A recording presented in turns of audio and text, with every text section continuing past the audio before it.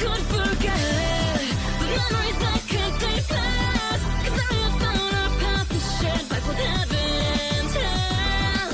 It only takes a spark for a fire to start. Won't hesitate, won't fan the flames. That is the way. We'll make our own future. I'm gonna reach that finish line. We've got inches at a time.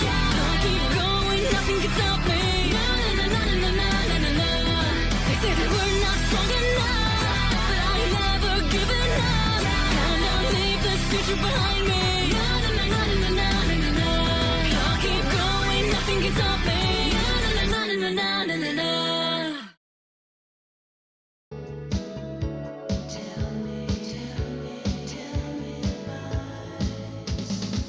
Tell me lies, tell me sweet little lies.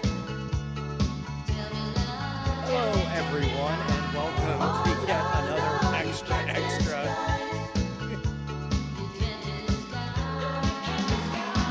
Tell me lies, tell me sweet little lies. I figured it was kind of appropriate considering what we're going to be getting into tonight. Hopefully, some people will drop in. I know there's a bunch of space calls going on right now on X, and that's probably where a lot of the YouTube crowd is, because the civil claims appeal on the to the Fifth Circuit on the whole Nextbridge meta materials MMTLP thing, and we'll get to that later tonight. But our opening thing tonight is something that recently got to my attention. I'm going to see if I can flip over the screen here and see if we can adjust it a little bit. Let's adjust it. I was completely unaware of this being a thing, which is going to make this really interesting tonight. But apparently, when you get convicted of securities fraud, the first thing that you do now is you run to social media to hopefully get some to win in the court of public opinion when it comes to social media grifters. Well, in this case, it wasn't even a social media grifter. This was just straight up boiler room nonsense. And we'll get to the case here. The reason it came to me to begin with was because of silly Rob Carter. I know some of you may have a passing knowledge of who Rob Carter is, because you've been following the main show. Let's switch to this one. There we go. Bink. And it has to do mostly with his attempts to basically court the MMTLP community for grifting cred and views and ad revenue. But this was produced last night, and this will be a good intro to what we're doing. Oh, it's muted. What? Aaron Baker in. Hey everybody, it's Rob. Just a real quick show update for tomorrow. We'll have Aaron Baker in. Aaron Baker is running against Randy Fine down here in Florida. I'm not a Randy Fine fan, so that should be a very interesting conversation. And then somebody by the name of Michael Castillero reached out to me. He is being sued, and they're going after him in the Southern District of New York. Really? He tells quite a Why is story of that? corruption. I think you'll be fascinated by that story. Trying to put him in prison, and he's trying to get a pardon from Donald J. Trump. We'll tell you. That's usually a good sign. Get convicted of crimes. Hope a fellow felon will bail you out. If you're not aware of the Castillero case, sorry, wrong tab. The dude basically was running a literal boiler room. If you've seen the movie Boiler Room, some of you might be too young for that, in which case go watch that movie. It's really good.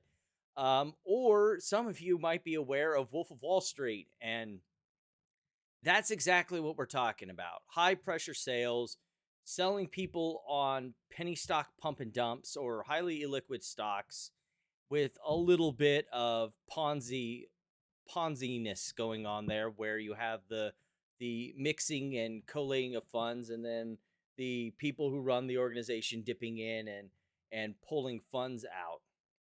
Now, you can see this on, and funny enough, there's this thing that FINRA provides called broker check. And it's where you can look at any securities broker and know their history here. Disclosures, firms they work for, years of experience, any background, and then disclosures. This disclosure tab is all the naughty stuff that a broker has done in their entire history. And as you notice here, he has 14 years of experience and has had like 14 naughty deeds in his entire time here. We even have some of the firms that he's been with. Oh, FINRA expelled this firm in 2017. FINRA expelled this firm in 2018. Oh, this is not looking like a great history going on here. That seems highly problematic. Well, let's go down here through these disciplines. So back in 2006, I don't know, I was just trying to get ahead of myself here. Client alleges churning and instability in the fund, and so there was a settlement on that one. Then we have back in 2009, fraud, deceit, misrepresentation, and breach of fiduciary duty. Oh, that's not a good one either. Unsuitable investment violations in 2015. On 8/12/2015, I received a written complaint, unauthorized trades,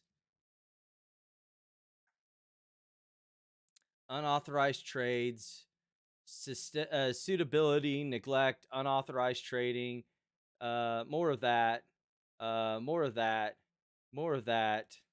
unauthorized trades, and the rep tried to set up a repayment plan directly with the customer, did not follow through, and left the business. Oopsies. Also tonight is for one time only sake night. So we'll try not to get too crazy. It is a weekday, but there's gonna be a lot of stupid. And dealing with stupid requires alcohol. Woo! That is a little dry.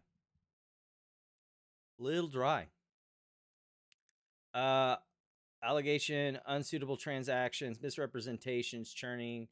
Then a regulatory action initiated by FINRA without omitting or denying the findings. Castillero consented to the sanctions and to the entry of findings that he refused to appear for an on-the-record testimony requested by FINRA in connection with its investigation and the allegations that he engaged in unauthorized trading in a customer's account at his member firm, made payments in an attempt to settle the customer's complaint regarding the trades without notifying the firm, and made false statements regarding this conduct to FINRA. So he was, I wish that fit better in there. What if I did this instead? There we go. And we can just kind of nudge this a little bit and make that disappear maybe. And I can just resize this a little bit. Oh, you go away. Move this around just a little bit. There we go. And so he got a permanent ban from the securities markets. He can no longer be a broker. He cannot trade any accounts for the benefit of others. He's effectively barred from being a securities administrator. That was February 2019. Then another customer dispute, and then of course, the Securities and Exchange Commission filed suit against him. We'll get to that. But that's a little background into the person we're going to be talking about, just based on his, FINRA broker check, which you can do on literally any broker. If they're a broker, punch in their name. If you think they're sus, you will find out if they're sus really quick. But as you might have noticed, there was a civil claim filed against him. I believe I have right here. Nope, that's not it. That's the metamaterials one. Well, I had his criminal one. Should have had the civil one. That's the straight path. Is this it here? Nope. Well, that's really simple. Oh, that's what happened. I had it on another tab because I was looking for the judgment on it before the show started and didn't find it. But as noted here, he was, well, first of all, it was the company being sued to begin with, because it was his company alleged of the deceit. And I believe, let's look at the parties tab here. Yeah. So the individuals that made up the firm, so Brian Martinson, Eric Lackow, yeah, and then here's our boy. So what happened was it looked like that they were going to enter into some sort of settlement agreement before things went really crazy. And then of course you got the criminal indictment for wire fraud. Yeah. Let's go take a look at that real quick. Let's flip this from upside down to right side up. Sealed indictment. From at least in or about 2017 through at least in or about. Let's see if we can zoom this in a little bit. No, I don't want the AI stuff, but make it go away.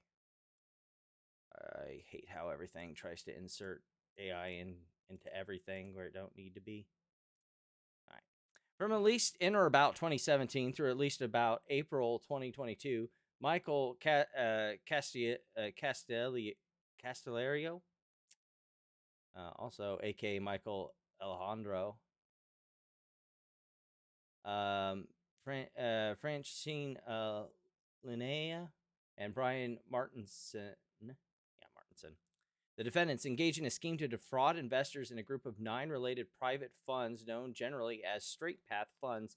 In particular, defendants and others working at their discretion used boiler room style call centers to market straight path funds, where you basically just cold call people and try and get them to invest in really shitty securities that you have marked up. As also, in his case, it was marked up. They were taking 30% when they said that they took no cut at the beginning.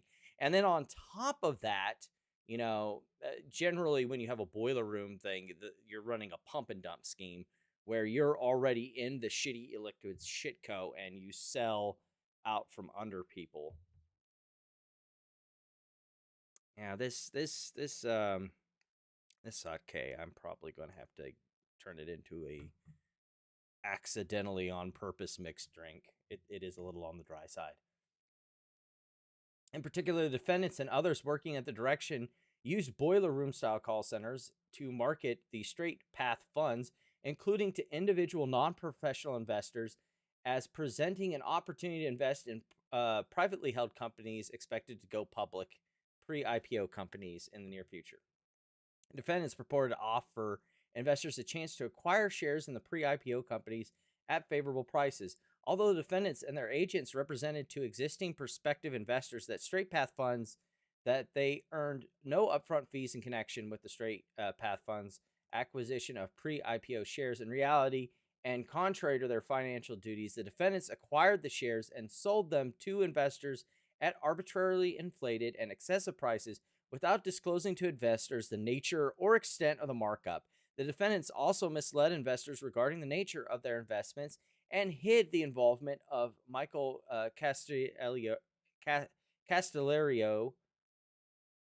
and the other defendant, the defendants who had been previously barred from securities industry. Yeah, so that this is why it went from civil to criminal. So not only was Michael running a boiler room high pressure sell scam where he was not telling customers about upfront fees, but in between the time of him running this operation, he got a ban from FINRA from being able to trade. So they didn't inform anybody about that, and they just kept it going business as usual. In fact, they got someone who had a clean broker check sheet, turned him into their little puppet broker, said he was operating it when really he had nothing to do with the operations, and it was just a front so that they could continue running the company. The scheme to defraud. In order to generate interest in straight path funds among retail investors, defendants used finders or referral agents to pitch prospective investors and thereafter serve as the investor's primary point of contact. The defendants utilized boiler room style call centers in which salespeople cold called potential investors, many of whom were not sophisticated, gave aggressive sales pitches using notes and pitch scripts, contrary to the defendants' claim that they and their agents did not make money unless the investors received a profit from their investment. SPVP paid referral agents a commission, typically 10 to 15% of the front end fee based on the amount of the investment, plus a portion of the carried interest on the back end.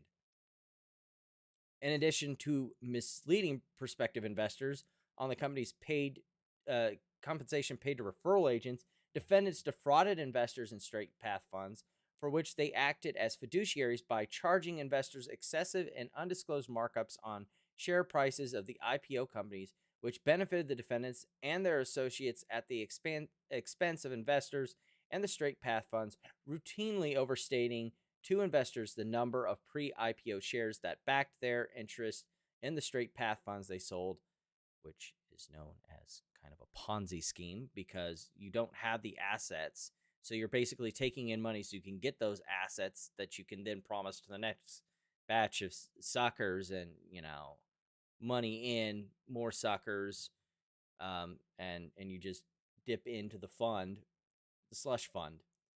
Falsely representing that investors were invested in a specific series with specific straight path funds, that their contributions correlated to a specific shares in a specific IPO companies, when in actuality, investor funds were commingled across the series and funds and used for purposes not disclosed to investors, including to pay out other investors and compensate. See, that's where you get the Ponzi thing from. You commingle the funds, and then you use other investors' money to pay out other investors because you've taken all these excessive fees. In total, during the course of the scheme, from in or about 2017 through about April 2022, defendants and their agents solicited investments in their straight path funds approximating $386 million from at least 2,000 investors.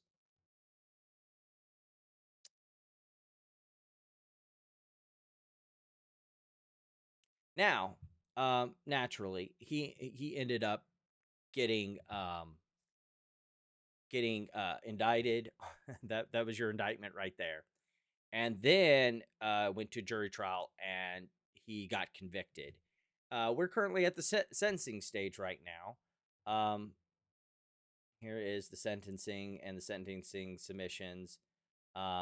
This one is from the government.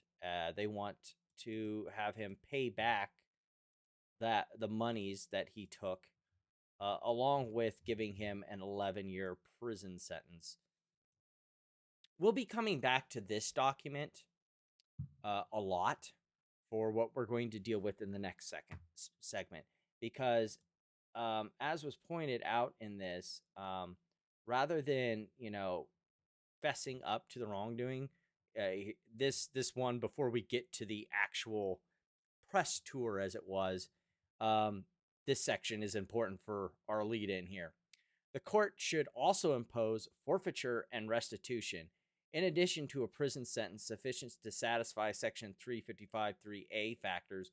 The court should also order the defendants to forfeit the proceeds of their criminal enterprise and make restitution to the victims of their scheme. For forfeiture, the government seeks a money judgment in the amount of the Castillero. Oh yeah, here it is up here. Castillero's public insistence that he's being railroaded is particularly incongruous with the proffer statements made just over a year ago, in which he acknowledged his knowing complicity in the core aspect of the fraud and obstruction. This dramatic about face reflects Castillero's continued refusal to honestly reflect on his conduct and should be taken into account at sentencing.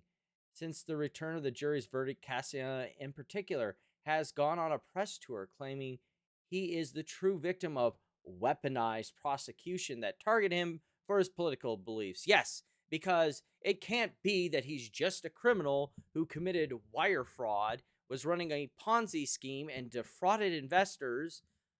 It has to be that it was politically motivated, of course. because, you know, much like criminals who magically find Jesus when they're about to be convicted or punished, we have people who are magically,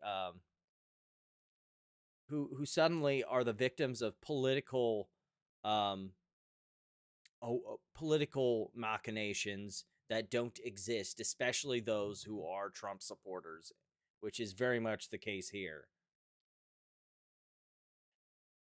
This is, it goes without saying, false. Moreover, Castillero has falsely claimed in interviews that he was threatened with denaturalization and that he spent 5 to 7 million on his defense despite having appointed counsel. Yes, Dubrow says that he had spent so much money on his defense and he had a public defender.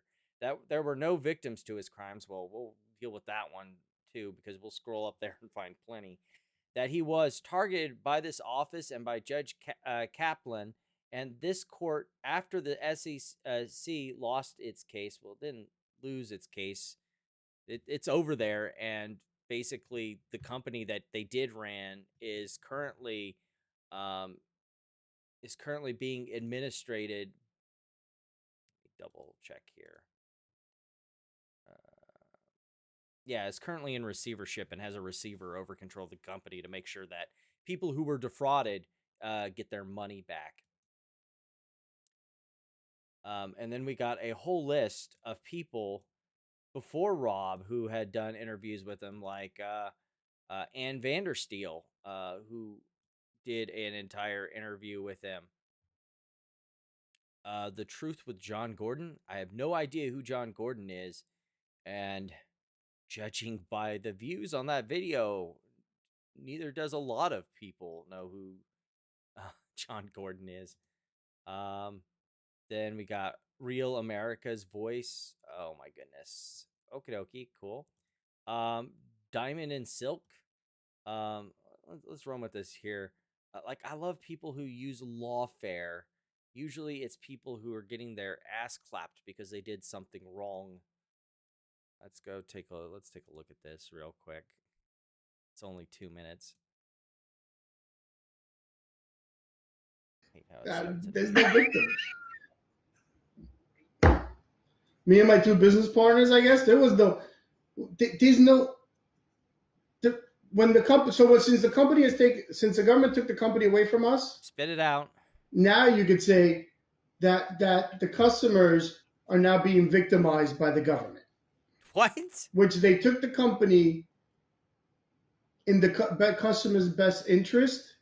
They assigned it to somebody that's... Yeah, it's called receivership. It's what happens when a court finds a company is not being... Companies are their own legal entity. And what happens when a person who is administering the company, like a C-suite officer, like a CEO or something, is using the company for his own personal interests rather than the company, it is placed in it, and they use it for their own personal advantage to the detriment of the company or the company's business interests or other people tied to the company. It gets put in this thing called receivership, where the company is taken away from the person who is misusing the company, because the company is its own legal entity. And since the company is not, it is a legal construct. It is not able to do things on its own.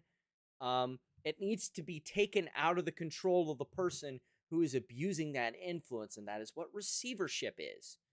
You take the legal entity, you give it to someone else who will manage it objectively, because dipshit over here can't manage it objectively. Obviously, he just got charged with running a giant fucking Ponzi scheme and boiler room meant to separate old people and unsophisticated investors from their money. Generated about $20 to $30 million in revenue, and it's not distributing all the customer funds to them. No, that's literally what the receivership is doing. Your company was put into receivership. Its only job now is to distribute money back to the people you stole it from. So my customers, right?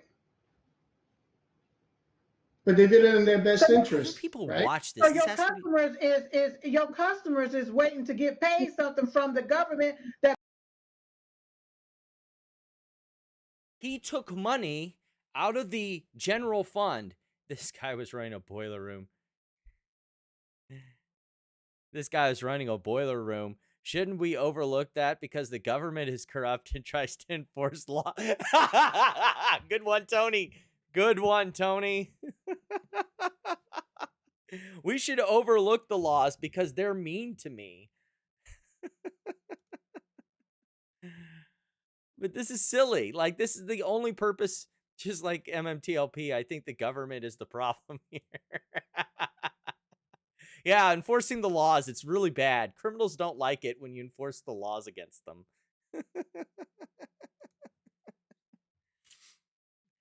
basically stole your company from you. I have this problem when I deal with regular people who are shareholders, but let me spell it out again. The company, when it becomes incorporated, it's no longer his.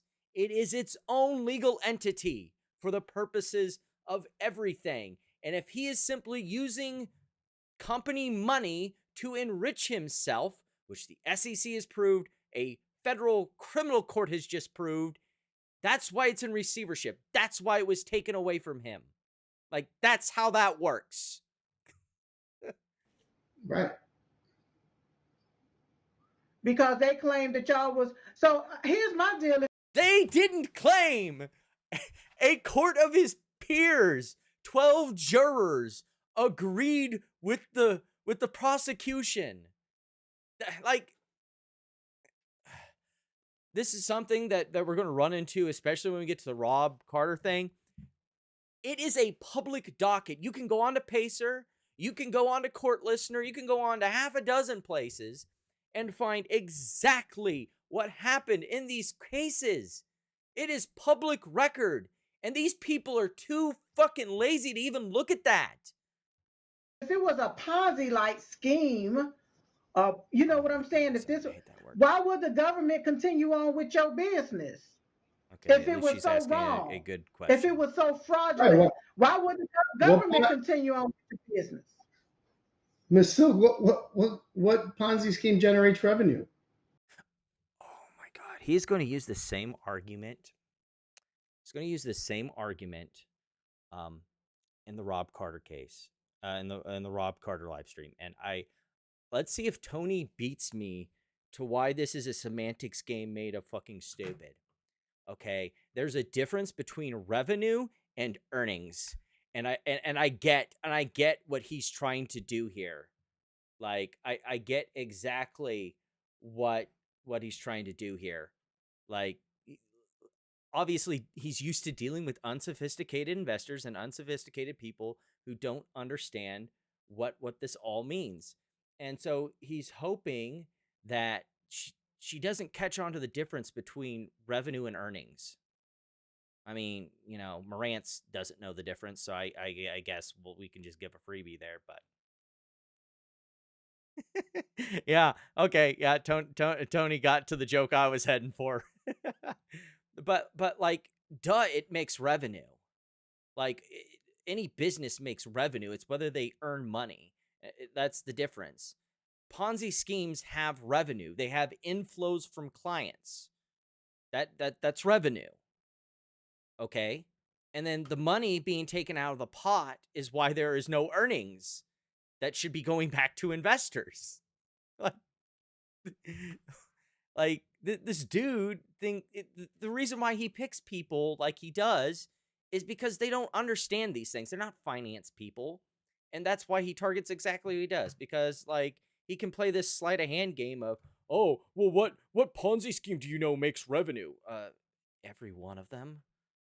Because it's earnings is the problem. It's that they don't return anything back to investors for the cash that they put in.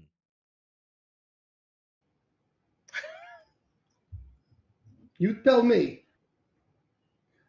So what it is, they don't want you playing in the big leagues. Oh no, Jesus.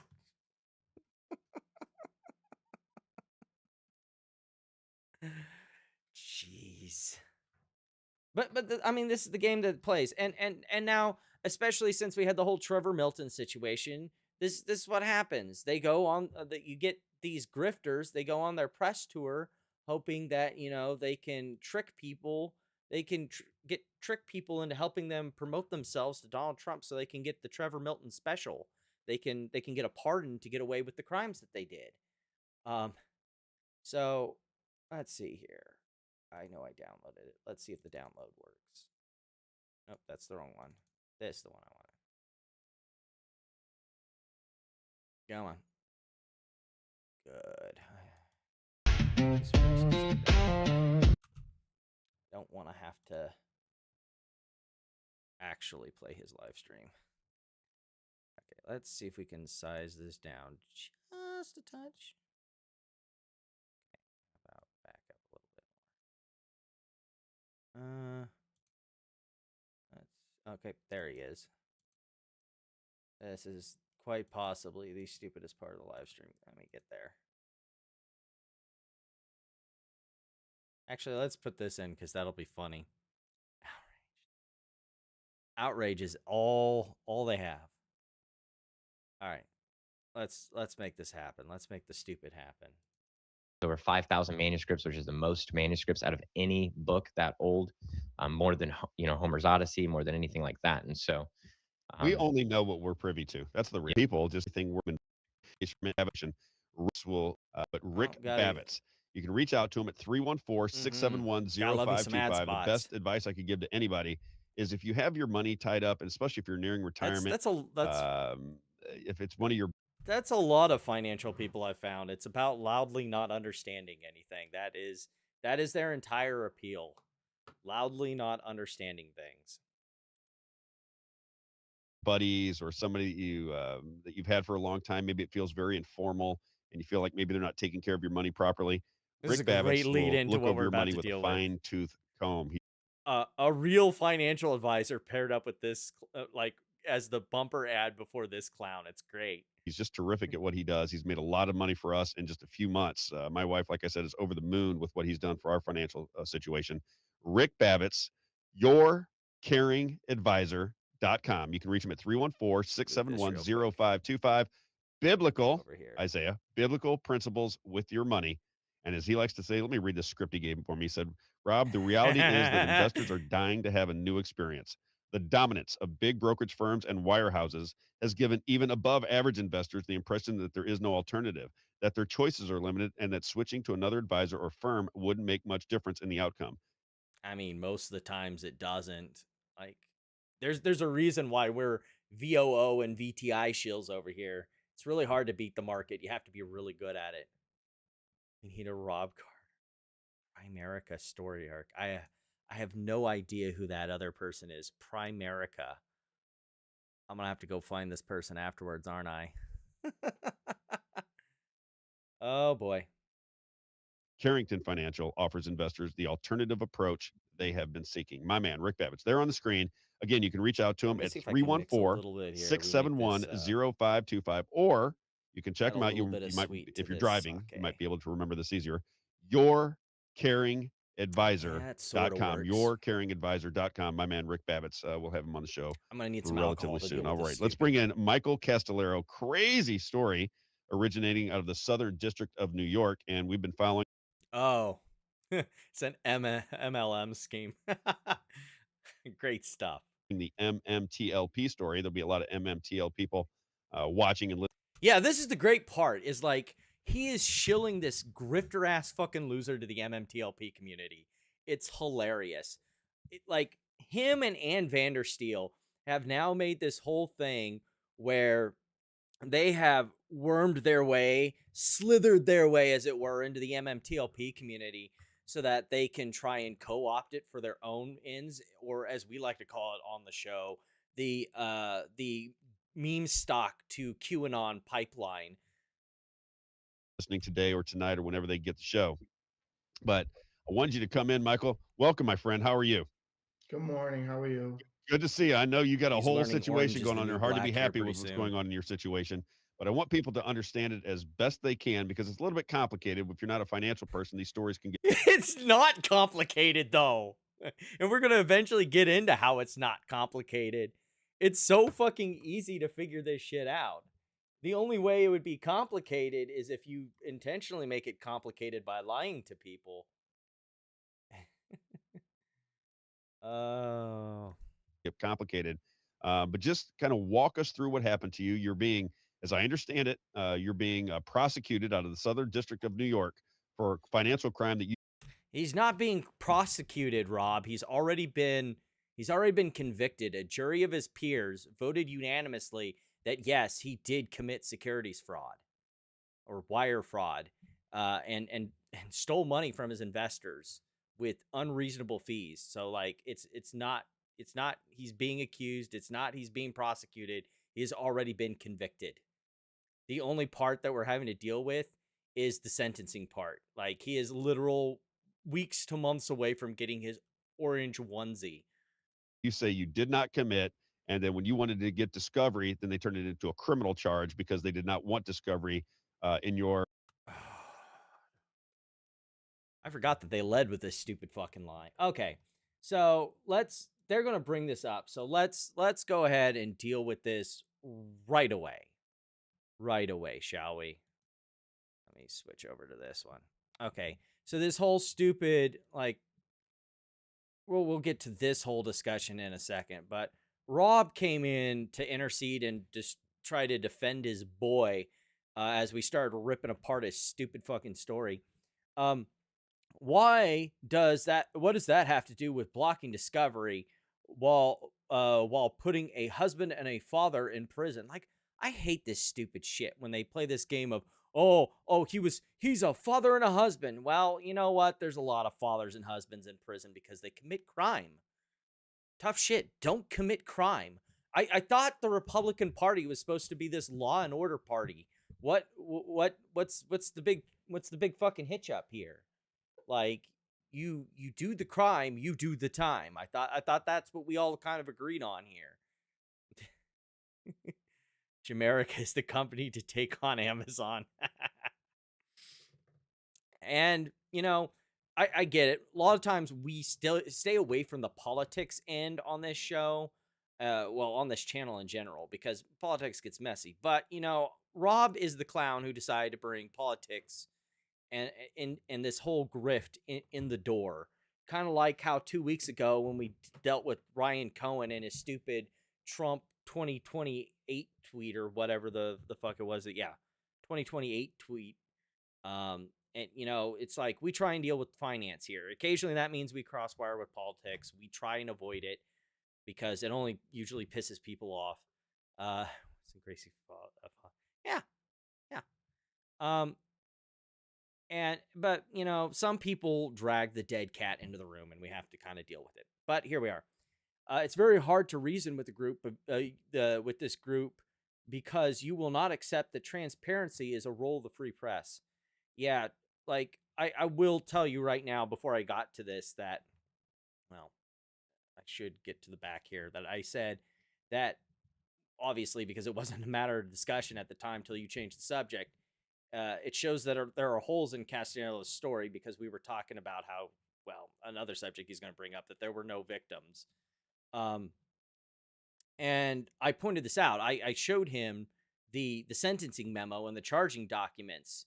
I gave him literal links and he ignored me. In fact, he didn't respond or reply to that post and continued on with this interview and never brought up either of those, nor asked pertinent questions about the evidence that was produced. So, like, I asked him point blank, are you going to correct these lies? Because I'm going to pull the SEC docket tonight. And if it finds out that you didn't call him out for his lies, you didn't correct the record of letting this lying tool on your show, it's going to become loud and it's going to become public. And sure enough, I did pull the docket. Now, most of you who have followed us when we've dealt a couple times with criminal cases, you know, if there's an SEC, like for instance, with the Andrew Left case, when there is an SEC civil case and a DOJ criminal case over the same things. In Andrew's Left's case, it was securities fraud, and market manipulation, and he got criminal charges as well over those same things. So the criminal case takes precedent. That means that for all intents and purposes, the civil case usually gets stayed, or at the very least, certain aspects are stayed temporarily so that it doesn't interfere with the criminal case, especially things like discovery, and things like depositions, because you have certain rights in a criminal proceeding that you don't have in a civil case, and doing a civil deposition that could then be used against you in a court of law is not good. So technically, usually civil cases get pushed to the back of the line while the criminal case is ongoing. And that's exactly what happened. I knew I was going to find this in the docket immediately. Now, this is too small, but I mean, you can pull it up on the docket. It's in the SEC case. Let's see if I can find that really quick. In the SEC case, it's docket number, what is that, 108? Go find it on here. So we don't have to look at really tiny text. But while I'm pulling that up, I can let you know what happened. As I just explained, the DOJ came in and requested a stay be placed on the SEC's and the defendant's discovery in this case. Why did they ask for that? Because they didn't want it interfering with their criminal indictments that were coming. And what is the funniest part about this is while he's whining and whinging and complaining about this, the discovery was stayed. They stopped us from collecting discovery. First word in the order, stipulated, intervening party, United States motion for stay of discovery. This was agreed to by all the parties in the case. All of the parties in the case agreed, including all the individual defendants. That is their lawyer there. That's his lawyer saying that it's okay for the DOJ to stay discovery. Now, later down the line, there was one last one where I think they stayed the discovery like 6 different times in this case as the DOJ was getting ready to file the criminal charges. And so the last time that it happened, they tried to get it stopped because they wanted to stop the stay of discovery, and the court overruled and said no, that the stay can go through. And that stay only lasted till February 18th of 2023. So all in all the stays, all told, all together, lasted from October of 2022 roughly to February 18th, 2023. And then at that point, the DOJ filed criminal charges against him. So once that stopped, the discovery process in the civil case could go forward. So like his entire argument that they stopped me from getting discovery, is just another fat fucking lie.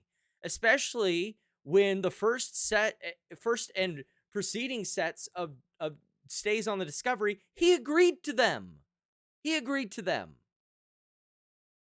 But, you'll never hear that in this interview. In your attorney's back pocket, and that's where the whole thing starts to fall apart. I empathize with your situation, brother. Believe me, I've got some crazy stories that I'll be telling over the next few weeks. But just from your perspective, how did this thing begin, and what's the story? It's, I think, a masterclass on how the federal government can be weaponized to dismantle successful businesses. To be clear, the time period alleged was from 2017 to 2020. Let me double check that before I accidentally talk out of my ass. Where's the indictment? Boop. So we'll leave that. We'll come back to that because it will be important. But I just want to double check before, because unlike Rob, I actually want to check my facts before I open my mouth. Yeah, so from 2017 to 2022, which means that the DOJ's investigation began during the Trump administration, just like the SEC's investigation. It was just that they did not finish it until 2023. So how, like, all of the things that took place started and were investigated by both FINRA, the SEC, and DOJ during the Trump administration. So, like, what are you talking about weaponizing the the government weaponizing it, like being weaponized against you? You were so full of shit. If you can't even rip people off without the DOJ filing charges, is America even free? Okay, let's switch to this view because at least then we'll get a better view of him without having to move things around. I've been stripped of my business. I've been debanked. I've had my Oh my goodness. You were stripped of your business because you were illegally procuring funds from the business for yourself. Debanked. Yeah, they froze your assets so you couldn't use your ill-gotten gains for your own aggrandizement. That doesn't mean you're debanked. It just means that you can't use stuff that's tied to the criminal and civil complaint because, again, that the freezing of his assets came from the SEC civil and then was transferred over to the criminal.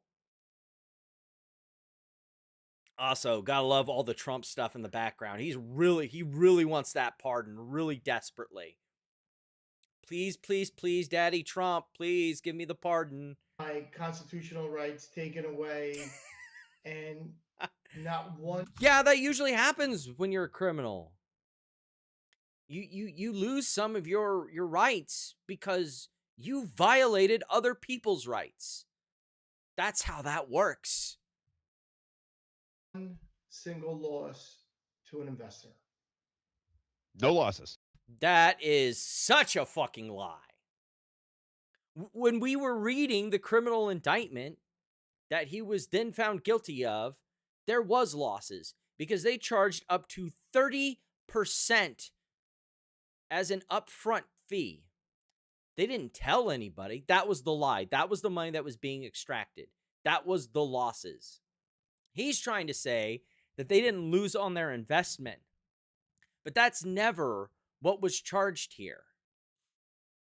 Other than they, did the Ponzi scheme where they extracted money out of a giant pool. So who knows what people's losses were. But they're trying to say that on the investments they made, that they didn't lose money, which is irrelevant here. The relevant part of this is that they were using the company's money. They pooled everyone in a giant fund instead of segregating everything out like they said they did so that they could get their greasy little hands in the cookie jar.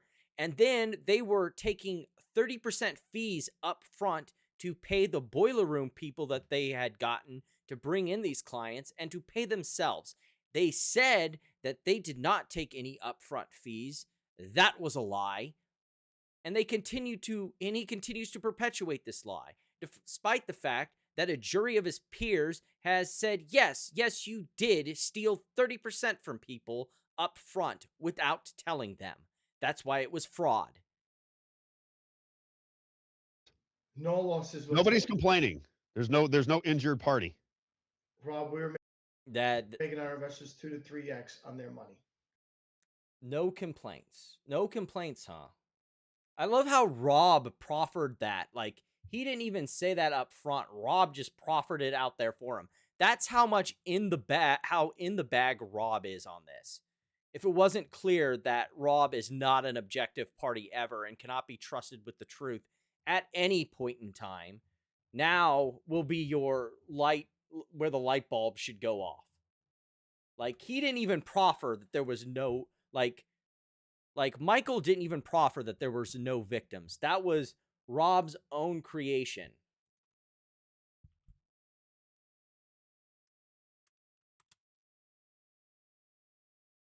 The problem with that is we do have victim statements. Let me go find them.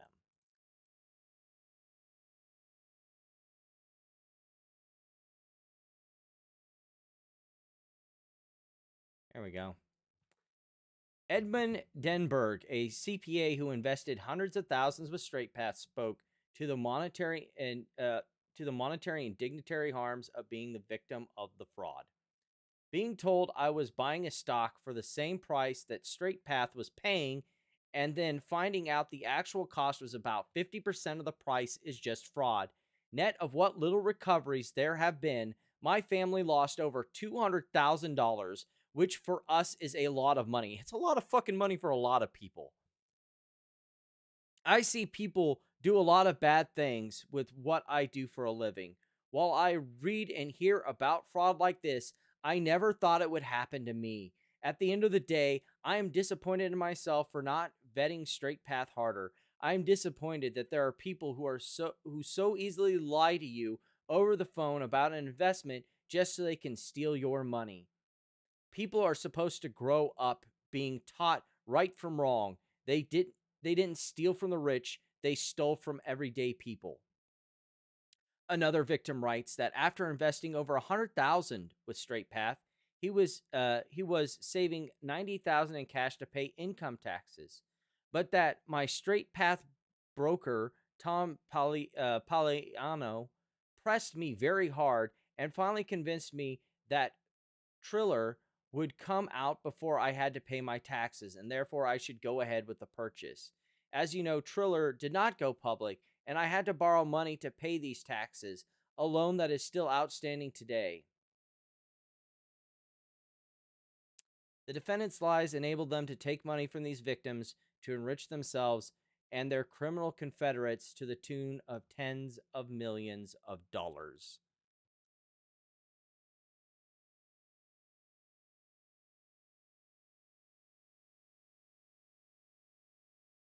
So yeah, no victims, my aching fucking ass.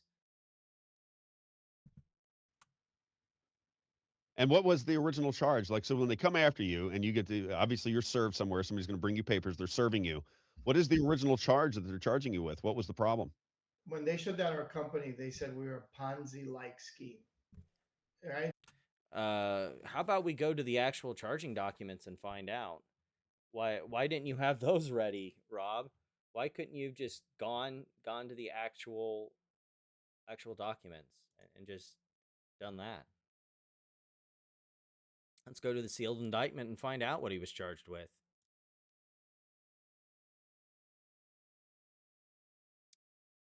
Overt acts in furtherance of the conspiracy and to the effect of legal object thereof. Go away. Count.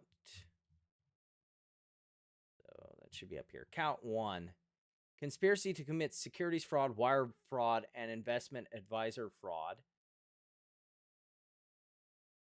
Count 2, securities fraud. Count 3, wire fraud, investment advisor fraud. Count 5, conspiracy to obstruct justice. Because yes, they tried to destroy evidence, which is really the crazy thing about this.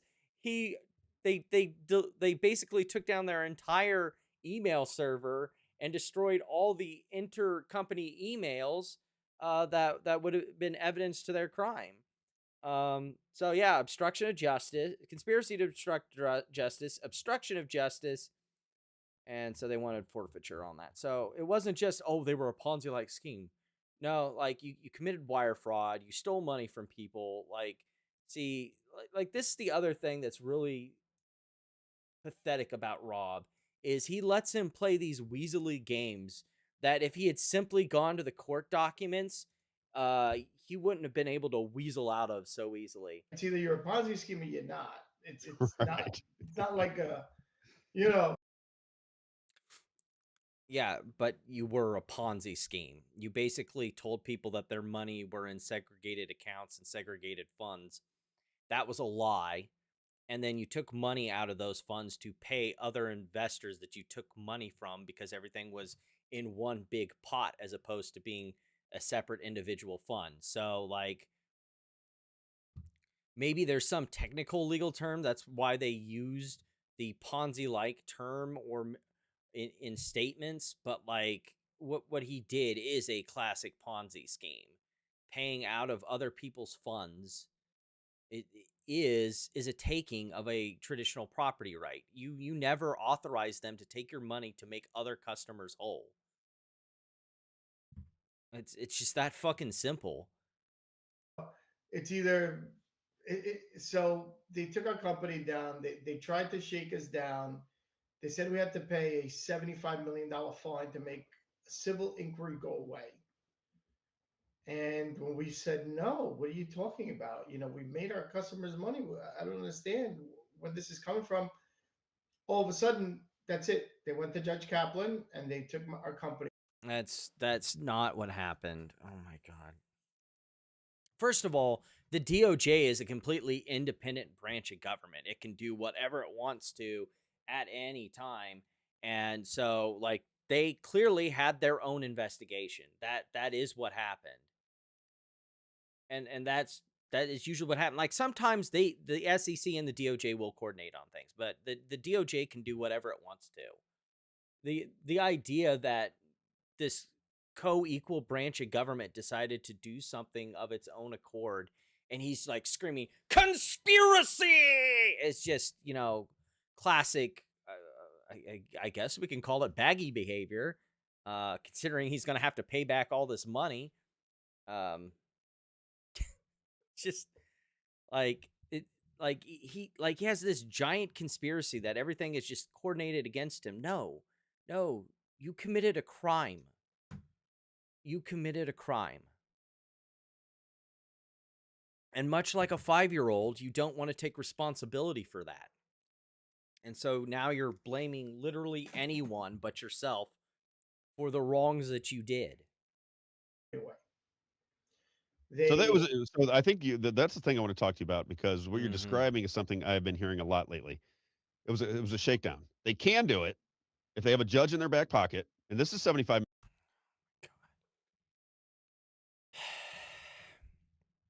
Here's the thing, though. Like, for this conspiracy to work, you also have to have 12 jurors that are supposedly in the DOJ's back pocket.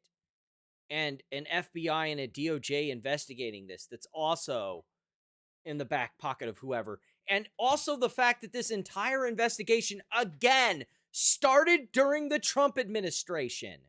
If this is some supposed conspiracy against him for being a Trump supporter, well, fucking Donald J. Trump started it. So, like, I just, like, make it make sense. Like this is idiocy of the highest order. $1 million. This is not like you're giving some writing a check for $100. This is $75 million. You believe the government was just performing a shakedown on you. They bring up civil charges against you, and they say Yeah, because that's the only thing the SEC can bring. And again, the SEC and DOJ are two independent branches, two independent parts of the executive branch. Arguably, the SEC is also, you know, it's a part of the executive branch, but it has some influence, you know, and powers derived from the from Congress, from the legislative branch. But like, the DOJ is wholly a creature of the executive branch. And again, just to say it again, this all started during the Trump administration. So like, what fucking shakedown? Like, the big thing with the entire SEC thing was he already got barred by FINRA, which should be your first red flag. When FINRA comes in and says a broker is barred from ever working in securities markets again on the behalf of others, that should be your first red flag. And part of the SEC investigation is that, you know, was he operating the business? Was he operating the business, or, you know, was it actually the person who said that they were operating the business? And like, he tries to call this a shakedown, which, again, if he actually believed this was a shakedown, this would have been an argument you bring at the beginning, because you could have gotten a motion to dismiss for vindictive and abusive prosecution. You know, that's been successfully brought multiple times by several defendants during this administration under Trump, because it was vindictive prosecution. The claims would only have been brought because Trump had an axe to grind. That's actual. That is what actual politicization of the DOJ looks like. In case you want to keep score, the investigation of Jerome Powell and Lisa Cook and Letitia James. That's what politicizing the DOJ actually fucking looks like. You know what, Michael? If you just write us a check for $75 million, this will all go away. You Yeah. resisted the $75 million because you're not going to roll over for something that you didn't do. That got the criminal portion of your situation to develop. And now you're worried about you're going to have to leave your family and go to prison if you don't get a pardon here pretty soon. Is that the situation you're in? Pretty much. I mean, so they took the 75 million, then they ran to Judge Kaplan, they froze everything, homes, money, everything. Because they're ill-gotten assets of your criminal enterprise.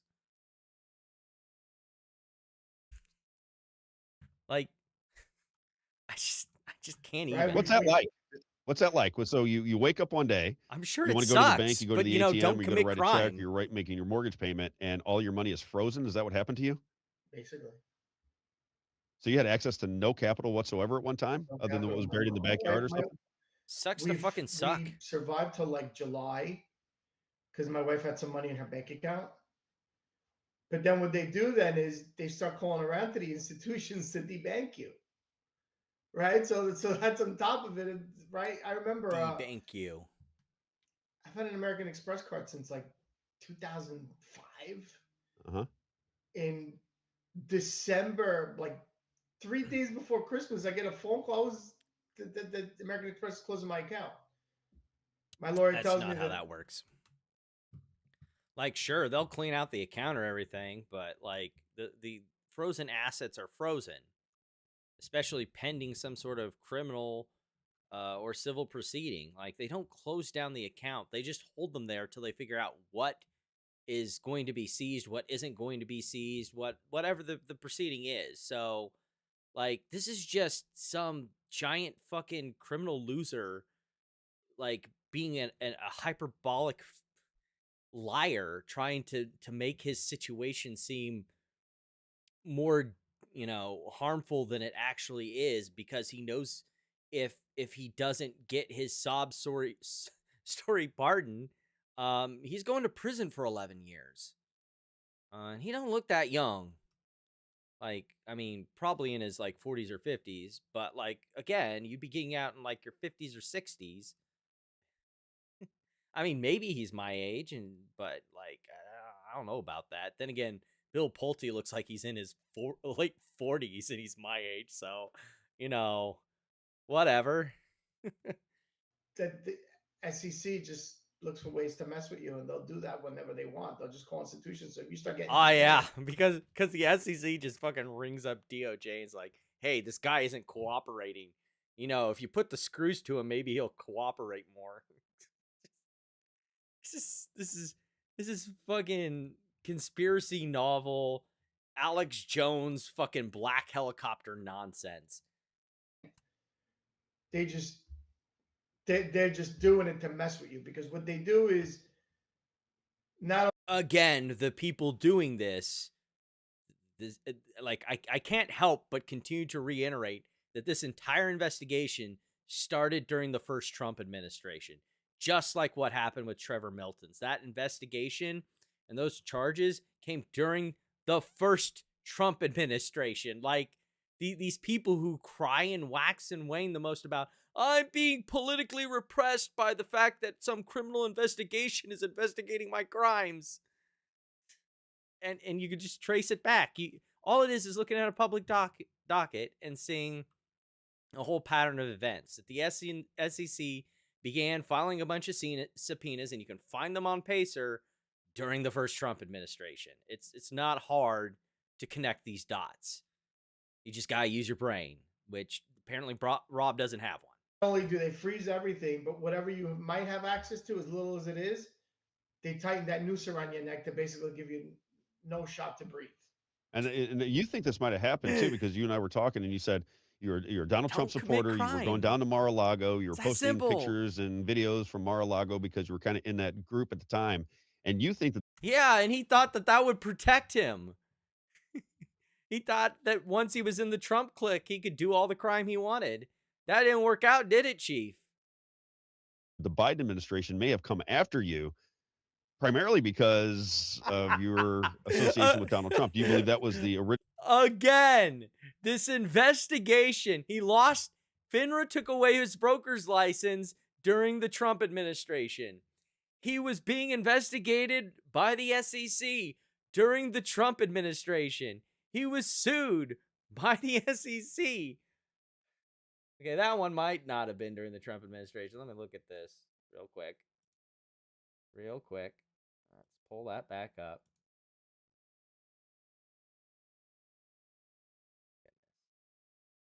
It's just so dumb. How anyone can think. Okay, did I put that in the wrong tab? Is that what happened again? I need to get more organized sometimes. Okay, I can just pull from here. Securities and Exchange Commission. Come on, court listener. The case. Okay, so that one was actually filed in the Biden administration. But the entire process, the entire investigation was already going on prior to Biden. So like it's just so sad. He doesn't think. Why is Rob a liar without any honor? Because like a lot of these grifters, like Pizzagate Ann Vandersteel, like it's about the money. They don't care if they're lying or not. They're like, he's got how many ad spots during this whole live stream that he does? Like, it's about the money. Duh, stupid. Wrong one. Original idea, or you think it was just a random? They think they could shake you down, and they were going to try and get some money out of you. On January 20th of 2021, as Joe Biden's getting sworn in, I'm taking a tour of Trump Jupiter. Okay. And I was basically signing on. And now that, fast forward now, you find out Arctic Frost, all the Trump Organization accounts oh, okay, yeah. were there. And the government has all Sure. my bank accounts. They have all my credit card statements. They have everything. So they know I was paying monthly dues to that. Plus, in my criminal trial, Rob, they showed my lavish lifestyle. So guess what? I know that they're looking at my pictures of Mar-a-Lago. They're looking. Like, duh, that's their job. Like, again, all this money you have was stolen from your investors. Duh, they have all of that. Duh, it's state's evidence.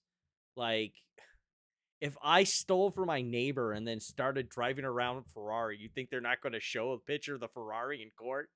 Like, duh. Yeah, whatever me and my CP wife pops did, back on. because every post practically every weekend was, if my wife posted something or I posted something, was there. And that makes you somewhat the devil, right? Because the Biden administration, the way they went after, especially people that were supporting the Biden administration, fucking Christ. that's the way they went after MAGA people. They just went after them hardcore. Did you have a Cannot emphasize that this investigation started during the Trump administration enough.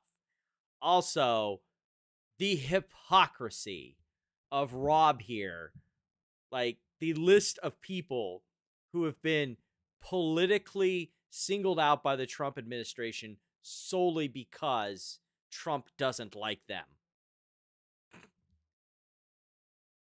relationship with Donald Trump? Because now you're looking for a pardon. I think you went through Peter Tickton, right? Peter Tickton. Correct. Right, because, Trump has been doing a lot of these pay-to-play pardons. And, of course, everyone from Sam Bankman-Fried to this fucking loser wants to sign the check for their freedom, if that's what it takes, so they can go right back to doing more crime, just like some of them have done.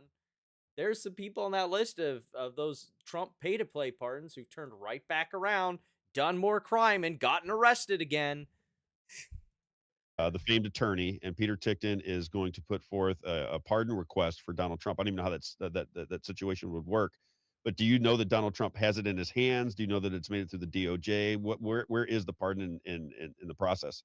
So I believe on January 2nd, Peter Tickton did hand it to President Trump or his detail directly. ever since then, I don't know. Ann has shaken a couple of trees for us. And Vandersteel. Oh yeah, And- yeah, Pizzagate and- Ann. You know when Ann Vandersteel is on your team, it's the best of times. You put them out there. Yeah, I know, right? Don't, if you're committing a crime, don't be flashy about it. Are you taking notes on a criminal conspiracy? has been a blessing. She's Brilliant. advocating for us pretty hard. She's really good. Let me just read a couple things in your. Yeah, she's been 'cause real you great for summarized this for me. MMTLP. Yes. And I was looking at this, going, "Holy Moses!" I mean, I just cannot imagine being in the Uh-huh. crosshairs of people with power when they want to take you down.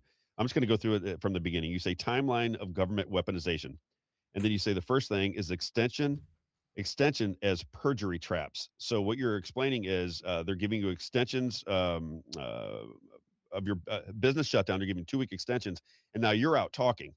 Right? Is that what you're saying? And that's where they're trying to catch you in perjury traps, where you might just say one wrong little thing. They can twist Yeah, it. One wrong thing, one wrong thing. Yeah, the wrong thing, like sending messages between your co-conspirators about destroying evidence, where you were literally caught by the DOJ talking about giving the runaround to SEC investigators and destroying emails and other evidence of your crimes.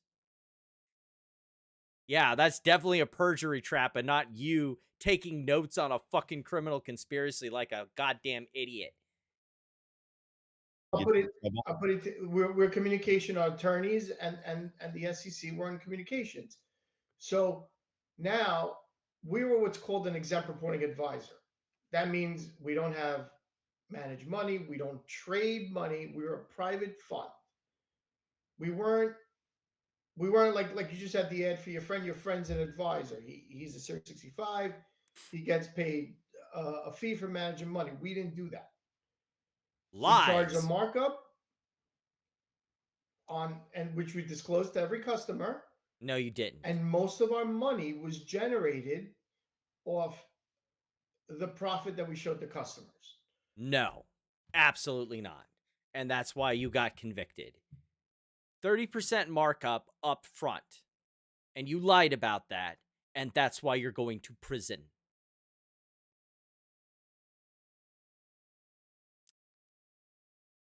Unless he handed Negro a bag of cash, he ain't getting that pardon. Yeah, I know.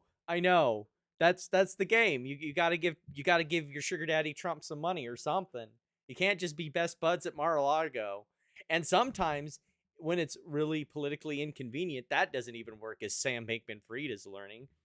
When your fraud is so damn obvious, it don't work. So we were an incentivized fund for we needed our customers to make money for us to really make a living. Right. Lie. And we were entitled, just like any other hedge fund, any other standard fund structure, we're entitled to 20% of the profits that we make the customer. So if you invested $100,000 with me and I made you 100,000, by law, I'm entitled to give you 80 back. Right. So you'd get 180. And that's also not how it works. Because as was submitted in those criminal documents, if Rob had bothered to fucking read those, it says that FINRA has a 5% limit. The SEC is 10, and anything above that you need to clearly disclose, and there has to be a good reason. Otherwise, they can still come after you, and it is per se. If you do this incorrectly. Now, what does per se mean? Per se is like per se defamation. They don't need to prove that there was a victim. Let me repeat that. They do not need to prove there is a victim. It is purely statutory. If you do it, it's a crime. It's like blowing the stoplight. They don't need to prove that someone was harmed by you blowing the red light. You blew the red light, therefore you get a ticket. It's exactly how that works. Moving along. I keep 20. Which ain't so bad. And nobody was complaining because they were making money. Do I need to get more of the victim statements? This is the thing that we blew him up about. Let me go see if I can find Amy's post. Because Amy also blew him the fuck up too. Find this. Boom, right here.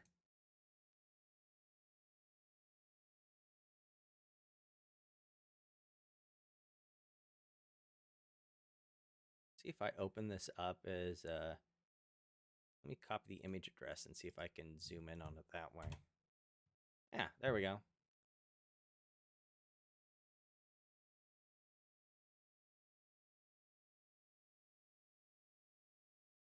Okay, that's the image. That's that.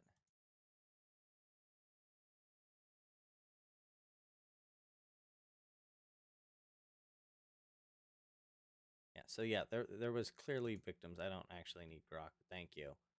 And like Amy even highlighted that. And the investor testimonials. And hey, how you doing, Manny? Welcome to the show. So like this whole there were no victims things. You were making your customers money. It's a load of fucking horseshit. And Rob, if he had read any of the documentation, would know that. And I sent it to him multiple times with the links to Court Listener. But he didn't want to read that because, you know, that would make this interview really uncomfortable. And to my knowledge, he's not copped to any of this. Not, you know, been like, oopsies, my bad. Sorry, guys, that I basically let this fucking liar onto my stream and spout a bunch of lies and platform him for that. So, I guess he's just kind of complicit in that shit. No, we had over 2,200 customers. Not one customer complained. Yeah, I'm sorry. We're going back to the charging documents. Sorry. We had 2,000 customers and not one of them complained.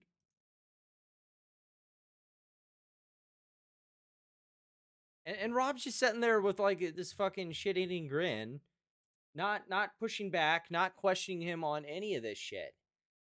Like, all it does, all you need to do is go to DI 216, which is the government's sentencing memorandum, and put in victim. And then just find the victim statements. They're not really hard to find. Whee! Hey, there we go.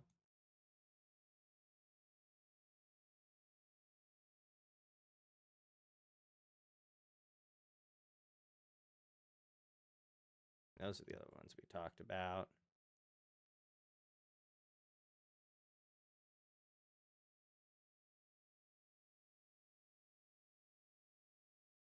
Let me see. There was one particular one. The court saw firsthand the falsity of the defendant's victim blaming when it heard the live testimony of some of the victims. Consider David Mapes, who the government would place on the more sophisticated end of the investor spectrum. He even testified that he was an IT specialist who retired 25 years ago and works as a part-time mechanic. He did not testify pursuant to the government's instructions to avoid Rule 403 issue that he also is the sole caretaker for his adult daughter who suffers from a medical disability that has left her essentially nonverbal, and that he was unsure he would be able to testify at trial because he needed to find care for his daughter to travel from Maryland to New York. Even setting aside the victims who testified, the court did not hear from countless other victims, many of whom had their life circumstances as that the defendants related by suggesting their classic boiler room operations were nothing more than making new, attractive, high-risk investments. For example, the government interviewed other victims who elected not to call as trial witnesses, including a poultry farm owner who suffers from Parkinson's that affected his ability to speak, and a 76-year-old North Dakota farmer who invested over $300,000, but was concerned that he would miss harvest days if he testified in New York in the fall.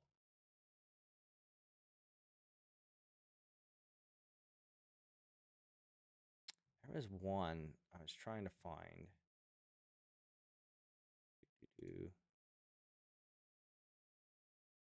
Oh, here it is. Another still working grandparents raising 3 children, and the three children and their 3 grandchildren, writes the high pressure cold call convinced them to invest nearly $350,000 in Straight Path. Your Honor, together we knew the risks involved with this investment, but we thought our money would be handled in a professional and safe manner. We knew it could all be lost due to market situations and not due to greedy predators who put their financial interests above others. This was our chance to take what little money we had saved after decades of work and money from a small inheritance after my parents' passing to financially secure our retirement and have enough to provide for our grandchildren. We entrusted everything to them. Our retirement and our future of our grandchildren relied on Straight Path. We believe this was the right financial move for our family. Now our money being used for the pleasure and financial benefit of these criminals, our life is uncertain. Retirement is outside of the question. We cannot afford to. Our stress levels are high, which has led to arguing and detriments to our physical health. We are totally disgusted by these people who preyed on us in a vulnerable position and took away what we worked so hard to achieve. But of course there are no victims, apparently, according to this fucking shitbag and his promoter, Rob. What does your attorney tell you? Because I'm always curious about this. How, because they did this to Trump too, as I understand it, with the Same whole building. the cost of Same Mar-a-Lago, building, right? Same judges, same everything. So the same judges and the same principals that are involved in your case are the same ones that went after Donald Trump for saying that he underestimated, or did he overestimate the cost, which of Mar-a-Lago? Is that what they said that he did? I forget the whole story behind Mar-a-Lago and that deal. I can't even keep his own shitty fucking narrative straight. But he overinflated? Was it that he overinflated the value of it and she valued it at 18 million or something like that? I know it is probably worth $1 billion. I can't even imagine how much Mar-a-Lago is worth, but it's certainly more than what they said. The point of the scheme that got Trump in trouble was that he was going to his loan officers and saying it was valued at one price. So that way he could use it as collateral for a loan and get the maximum amount out of it. And then going to tax officials and saying it was a much lower price. That's why it was tax fraud. But, keeping that straight in Rob's head is apparently impossible. Meanwhile, I'm halfway through a glass of sake and I can keep that straight in my head real easy. And they tried to act like he overinflated to borrow against it. Is that how that works? Both ends. Just go on to borrow realtor.com, against pull up and the then houses to around give it. false It's reports like to 50 tax. million just for a lot. Yeah, it is bizarre. And what's a little bit concerning to me is that Peter Tickton, you would think, would have a direct source to Donald Trump, which means that if Donald Trump understands that what happened to him is now happening to you, you should be receiving a pardon. That's number one. Actually, let's just start there. I don't want to get into my list of things. You would believe that if Donald Trump has access to this, he is going to pardon you, right? Because correct. I think it's a no-brainer. Right. Well, of course you think it's a no-brainer because you're the fucking criminal hoping to get off the hook. I mean, same judges. I mean, I've been threatened with. I was born in Panama. We came to this country legally when I was 10, and I've even been threatened with denaturalization. Bye-bye. You're kidding me. Unbelievable. Well, and I want to run through this. I know what I was going to say to you earlier. So we had Trevor Milton. Do you know Trevor Milton and the story that went down with Trevor Milton? Yeah, I know Trevor Milton. I know Trevor Milton's a fucking piece of shit. Yes. So he was on the show right after he was on with Tucker Carlson. He came on the show. He explained that situation to me, and he was able to get a pardon from Donald Trump. Do you have access to his attorneys or anybody that might have helped him with that? So maybe they can get in the same hands that helped Trevor Milton. Have you tried that angle? No, but I love an introduction. Listen, I was. Yeah, please, Rob, please help me. I'm not a boy meant for 11 years in prison. It's when these things happen, you're in your own little dark cave of hell, right? I can't imagine the stress. Can't imagine it. And then through your dark all you're trying to figure out is, first of all, every day is, how could this be happening? This is a blatant lie, right? Blatant lie. That blatant lie. Like, again, for this conspiracy to work, a jury of your peers would have to basically be in on this fucking criminal conspiracy. When there's undisputable evidence of you doing what you did, of trying to destroy the evidence of what you did, of being investigated by the SEC, being investigated and then kicked, having your license pulled by FINRA. Like he just keeps repeating these lies, and they're such easy to disprove lies. And Rob's just sitting here just fucking eating it up like the fat kid at the ice cream bar. And then, like last July, I really got really active on X. And that's what led me to like where I'm at today, where I'm sitting here speaking to you today. Where he's doing the fucking QAnon conservative conspiracy world tour.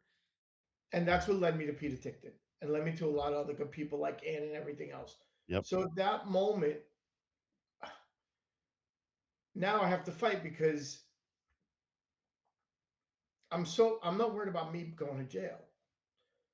It's, they want to take everything. And that means my wife and kids go on the street. Dude. Feel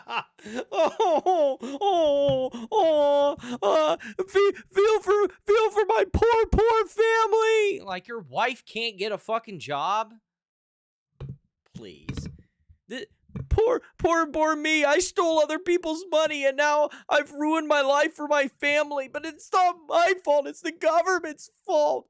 They ruined my life, not me.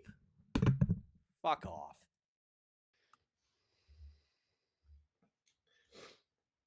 I just can't imagine. I feel you, brother. That's the killer. Yeah. Yeah, you worry about your family, you worry about the way you're going to what kind of Don't sense are they commit talking about for this crime. non-crime That's if they try to simple. shake you down for $75 million? Don't fucking commit crime. What are they telling you? Well, they were at first, they were talking about 25 to life. Unbelievable. They never were talking about 25 to life. You look at the sentencing documents and there's like a recommended sentencing bracket based on like how many points you have. Like, I'm sure there's a video floating around of I know I should know his name. Anyway, but basically every state, jurisdiction usually has this, and the federal government has this, and they're sentencing guidelines, and based on a point system and what crime you did and what level the crime is and all this stuff, they give a recommended sentencing bracket that, a maximum sentence and a minimum sentence. And based on the crimes he did, he could get a life sentence. The maximum sentence that he could have gotten is 70 years in prison, which is essentially for him a life sentence. That doesn't mean that was ever on the table. It is a possibility. A judge who would probably easily get overturned on appeal could sentence him and be in the sentencing guidelines to sentence him for 70 years in prison, but they didn't do that. The government is only recommending a sentence of 11 years. So this whole, I could get 25 to life is ludicrous. And the bottom level, the bottom rung of the sentencing guidelines obviously wasn't 25 years. The government recommended for you 11 years. So this, again, is wild hyperbole and a literal white lie. And Rob's just like, oh my goodness, that's so horrible. Because, again, he hasn't read any of the fucking court documents before he took this interview. Nor will he ever, probably. And now the PSR report came at 11 years. There you go. Finally gets to the truth. But full forfeiture. That means the money we've made has to pay back. And then they wanted us to pay a $400 million restitution when they submitted the order the night before the sentencing, which was supposed to happen on April 15th. So now we were able to get partial sentencing removed, postponed to May 20th. And we're still, they still now say that we need to pay what we've made and what other institutions we pay, like commissions. I'm that we sorry, pay I gotta brokerage comment on firms. this 1 second here. But they still won't do anything about the fraud in Minnesota. They're already doing that at both the state and federal level. So I don't know who you are, Elaine. You can fuck off with that lie. Man, I don't know what's worse, Rob or his stupid fucking comment section. Because they would send us some money and then we would send them their commission off of it, and all these other investments, which adds up to 115 million, but they still can't prove. First of all, I want to know who's going to get the 150 million. Because I was just going to ask you that. Who gets the money? There's no. The receivership, like, again, I hate having to go back to these documents that Rob has never read nor never will read, but like it's right there. Like,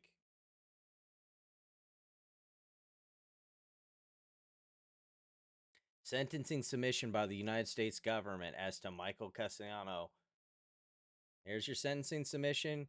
Here's your exhibit of receiver's impact statement. Where's the money going? Boom, right here, to the victims. It's a 17-page document. They even break it down in a nice little chart here where all the forfeiture money is going. It's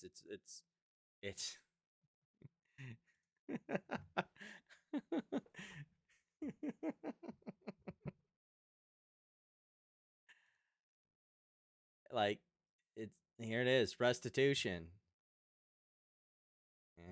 Yeah. And administering of the receivership plan, forfeiture. So, like, yeah, if Rob had bothered to fucking read, like, hey Rob, if you're out there goon watching, if you're out there hate gooning, I can send you the links to all these documents so you can actually get up to speed with the rest of us. Anytime, bro. There's nobody that's hurt. There's nobody that's hurt. And back to the Ponzi scheme. They gave a whole list of people, a handful of the people who were affected.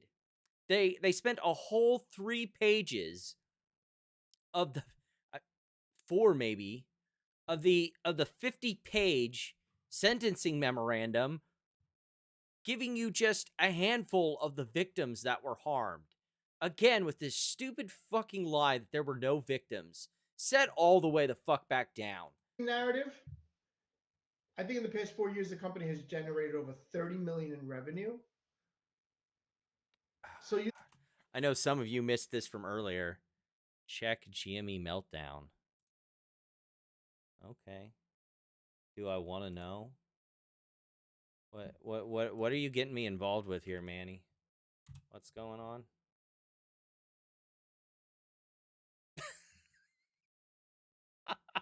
Okay, I'll get to that in a second.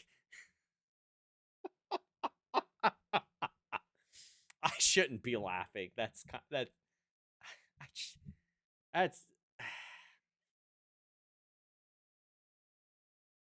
well, we'll get to that in a sec.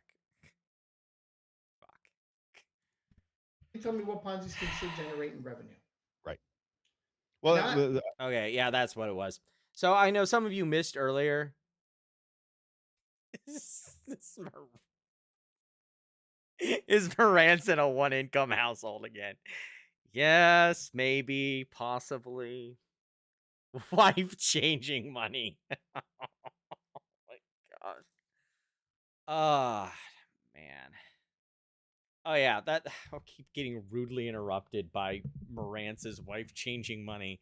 So yeah, again with this stupid argument, like, back it up a little bit. Last 4 years, the company has generated over 30 million in revenue. Oh yeah, the generating revenue thing. Okay, so like, Ponzi schemes don't generate revenue. No, they do. The inflows from customers is called revenue. You like that is revenue. That is cash flows into the company. Making revenue. Like, Jesus Christ. And like you can make money on some investments and still be stealing that money that should go to investors. Like this whole, well, Ponzi schemes don't make revenue. Fucking just playing on the ignorance of the audience that's listening to this. So you tell me what Ponzi schemes still generate in revenue? Right.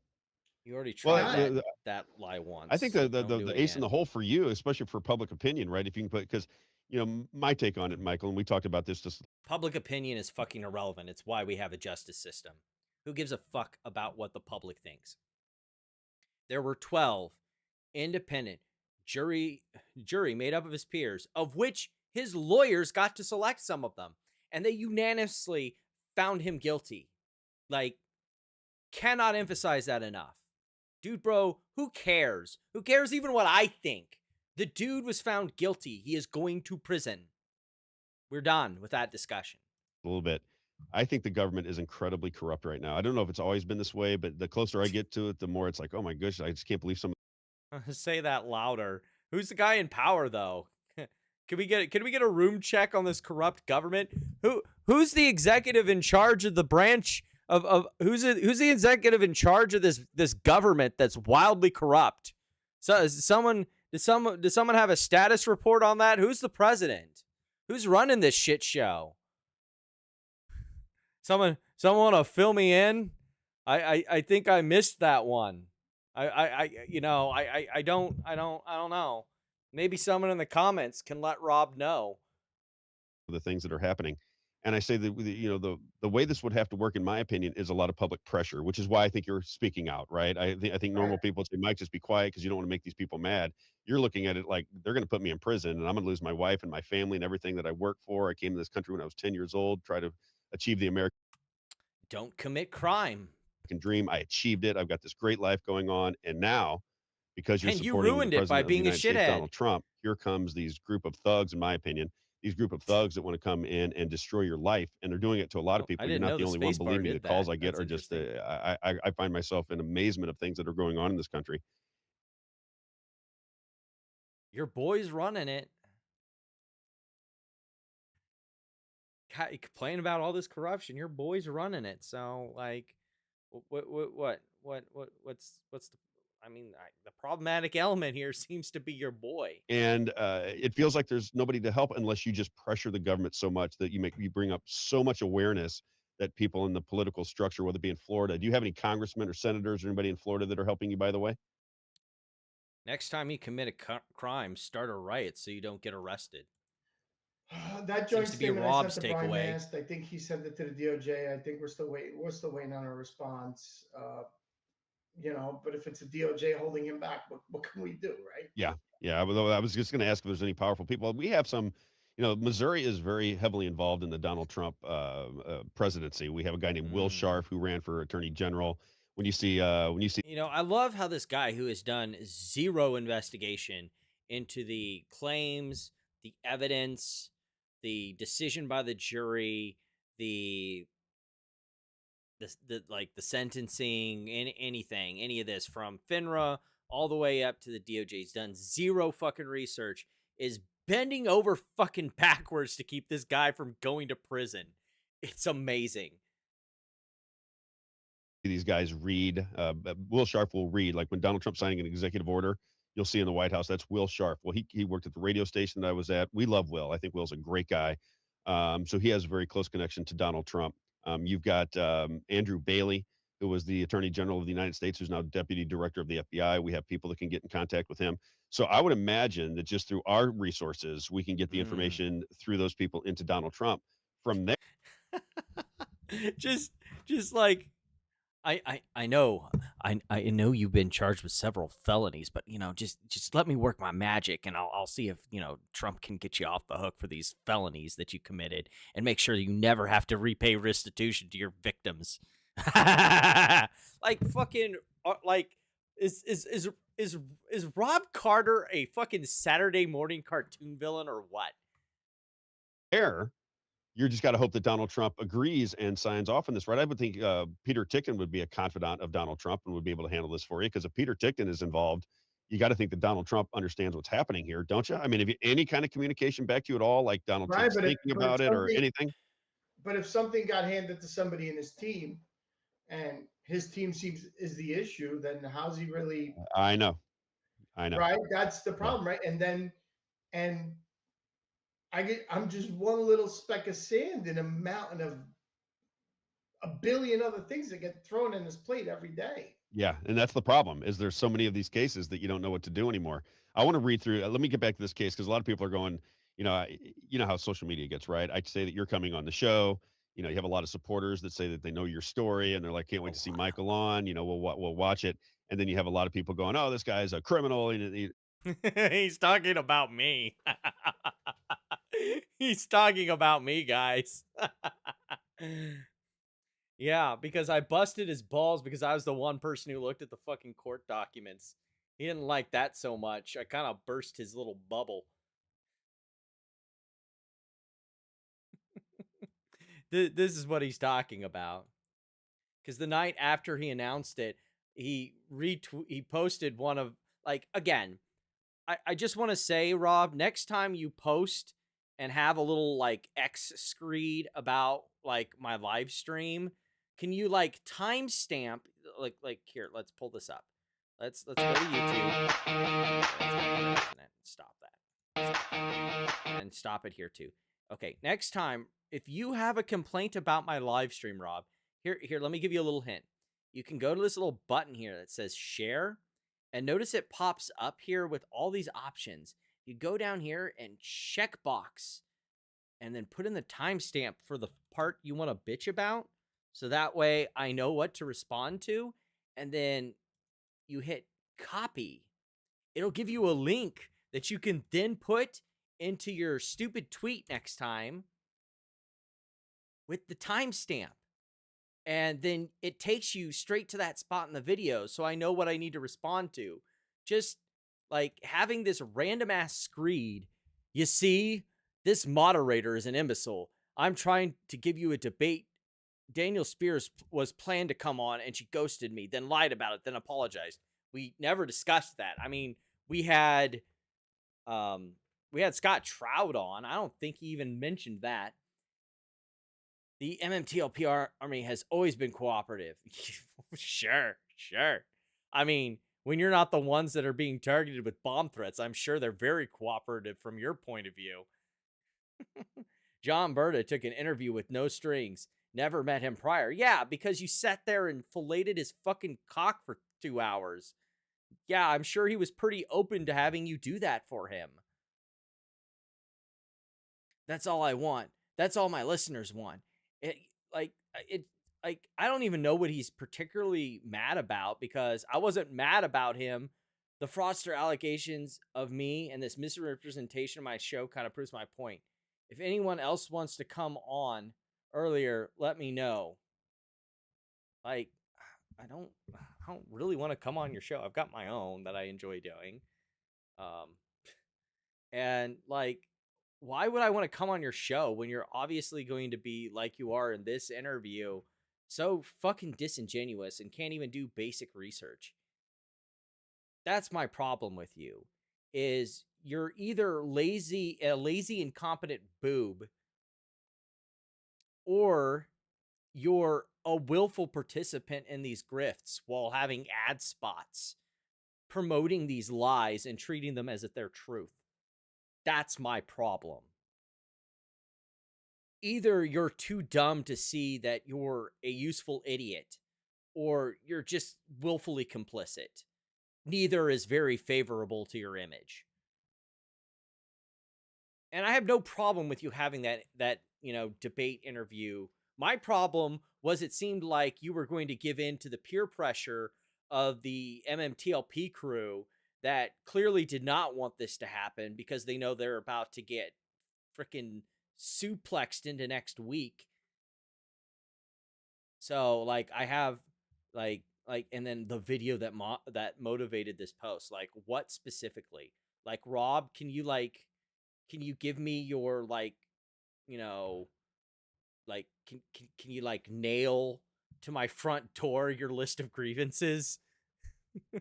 Like Martin Luther, can you just kind of just give me the whole list, like timestamps or something, so I know at least to respond to, so I don't like have to make a wild shot in the dark about you platforming dude bro that we're talking about now and talking about how that's hypocritical to call me an imbecile and then getting caught in your lies and like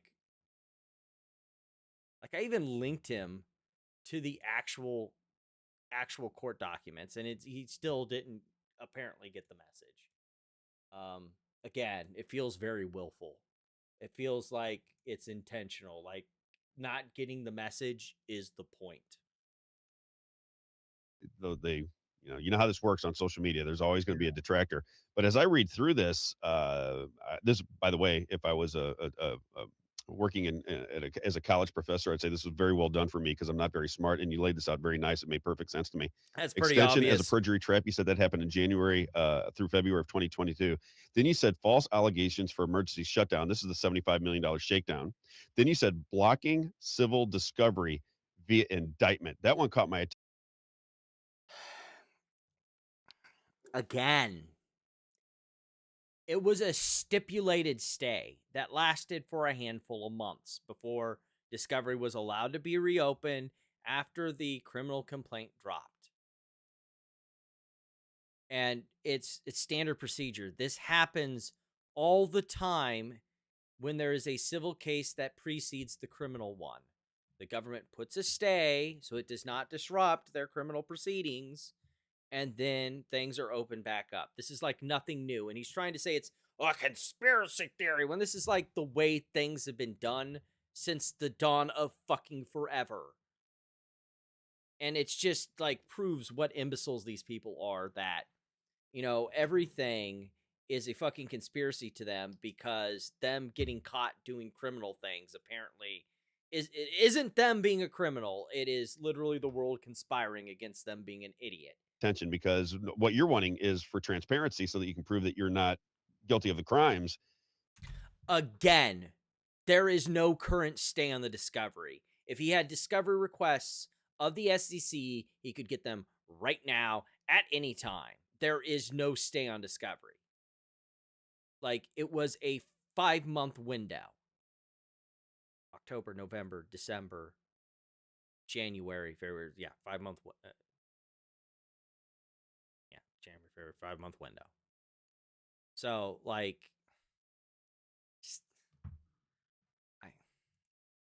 and they block the discovery. Tell me a little bit about that, because this is what's happening in a lot of places. Like explain, when you want to get the information, they block. Yeah, explain the lie here. Yeah, I want to hear in detail how you want to lie about this. The discovery, and then you're like, well, what can I do? I mean, if I can't prove my innocence in a court of law, then I'm kind of temporary stay. I'm screwed. And this is happening to you as well, and it's happened to several people that have called me over the last few weeks. And I love how Rob is like prepping the lie for him. It's like he's spoon feeding him how to respond. This is why every time that I don't think it's Rob being an idiot, I think it's Rob being complicit in this. Because the way to ask that question is, hey, you said that they're basically blocking your discovery and preventing you from having a fair trial by getting discovery from the plaintiff about the charges and how they came about those. Tell me about that. But he literally like spoon feeds him how to respond and goes 9 miles out of his way to show that he's on his side and tries to like protect him in any way possible. And it's such obvious proof that Rob is just completely in the bag here. Like, this is not an independent or honest interview. This is Rob literally polishing Michael's knob at this point. So think about it this way. Our lawyers told us that the DOJ and the Sun District New York and the SEC were having communications. So we're entitled to those communications. Number one, to prepare what they're asking about and all sorts of legal matters. I guess you could ask my lawyers for that. I don't really know, but they pushed and pushed and pushed for the communications. And they said, if you ask for it one more time, we're just going to go ahead and indict. That's not what happened. Like, can you produce the documents proving that? Like that, like they put several stipulated. You agreed to them stays on discovery before indictment came. Like, can you like produce some documents, something on the court record? Can like you literally do anything? Because your word I just can't I can't trust just your word at this point. You've not proven to be a very honest person. Can you just like anything? Like anywhere? Where? Can you cite me to a docket entry? Can you cite me to communications? Like anything? Nothing? Nothing? And we're like, why? But we need to know what you guys are talking about us. We need to know, number one, if we need to prove you wrong, which we were all. Like again, intercommunications between like communications between you and your lawyer are not proxy. So like communications between the DOJ's lawyers and the SEC's lawyers are also like you're not allowed to get those. Like I don't know what your big like thing here is. They produced like in both cases, if they shared evidence, those evidence would already be in discovery of both. You don't need like the actual communications. Like the actual evidence is the evidence. That's all you need to like set your case. Like again, this just feels like pandering to low IQ idiots who have no understanding of how the law operates, or at least thinks they know how the law operates from watching one episode of Law and Order. Always ready to do, the three of us, or anything in regards to that, and they didn't care. November of 2023, the Wednesday after Thanksgiving, they indicted us. So they waited 18 months. They couldn't even make up a charge. They just had to make. They charged you with 5 separate things. What do you fucking mean they couldn't make up a charge? That's such a bald-faced lie. Rob, where are you on this? Rob, he's literally lying right in front of you. I can pull up the court document right now.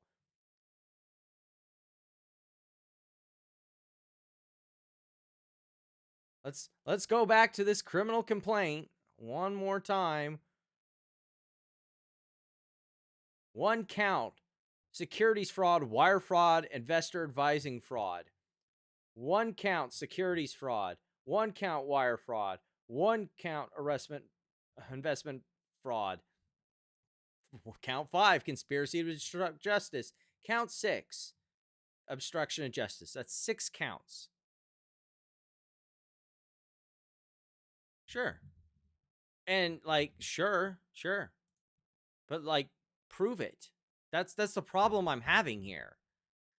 Sure, a court can like, but there's an entire process for that, and he's produced 0 evidence of it. And it's just his word. And again, he had all this time, an entire court hearing, an entire trial, everything to produce evidence of this. And only now, once we've gotten to the charging documents, suddenly he's like, it's a conspiracy against me. The Biden administration and dude is going to prison for 11 years, and he doesn't want to go to prison for 11 years, so he's making up as much bullshit as he can. And of course, Rob, Earth to Rob, as my lawyer Rob, Earth to Rob. You want to call him out on this? Rob. This is a bunch of made Rob, up. now's your time to shine. charges and Where so are you, many Rob? Man-hours that they've wasted. That Come on, somebody's Rob. Gonna get fired. Wake if up, they didn't Rob. indict you. So you're gonna take my life. You're gonna ruin my life because somebody has to save their job. Rob. Yeah. I want to read this as He was indicted on 6 counts, Rob. Oh, all they had to do was make shit up and they couldn't do it. Rob Carter, ladies and gentlemen. well. You said regulatory misclassification. Now, this seems to be the sticking point, right? Because I'm just going to read what you wrote to me. You said the government charged us based on standards for a registered investment advisor. And I don't know all the ins and outs of this, but you said the government charged us based on standards for a registered investment advisor. But you say that's not where you're coming from. You said their own SEC witness, Steve DeBella, testified that Straight Path Management, your company, was an exempt reporting advisor. What are the differences and what are the regulatory differences so that people can quickly understand what you're talking about? A exempt reporting advisor, again, we don't manage assets. Yes, yes, you did. That was part of the evidence presented to the court. You had a puppet who had a clean brokerage account who was managing the fund, but he didn't actually manage the fund. You didn't let him manage the fund. You and your co-conspirators are the ones who were in charge of the managing, while not being able to manage anything because your license was pulled by FINRA.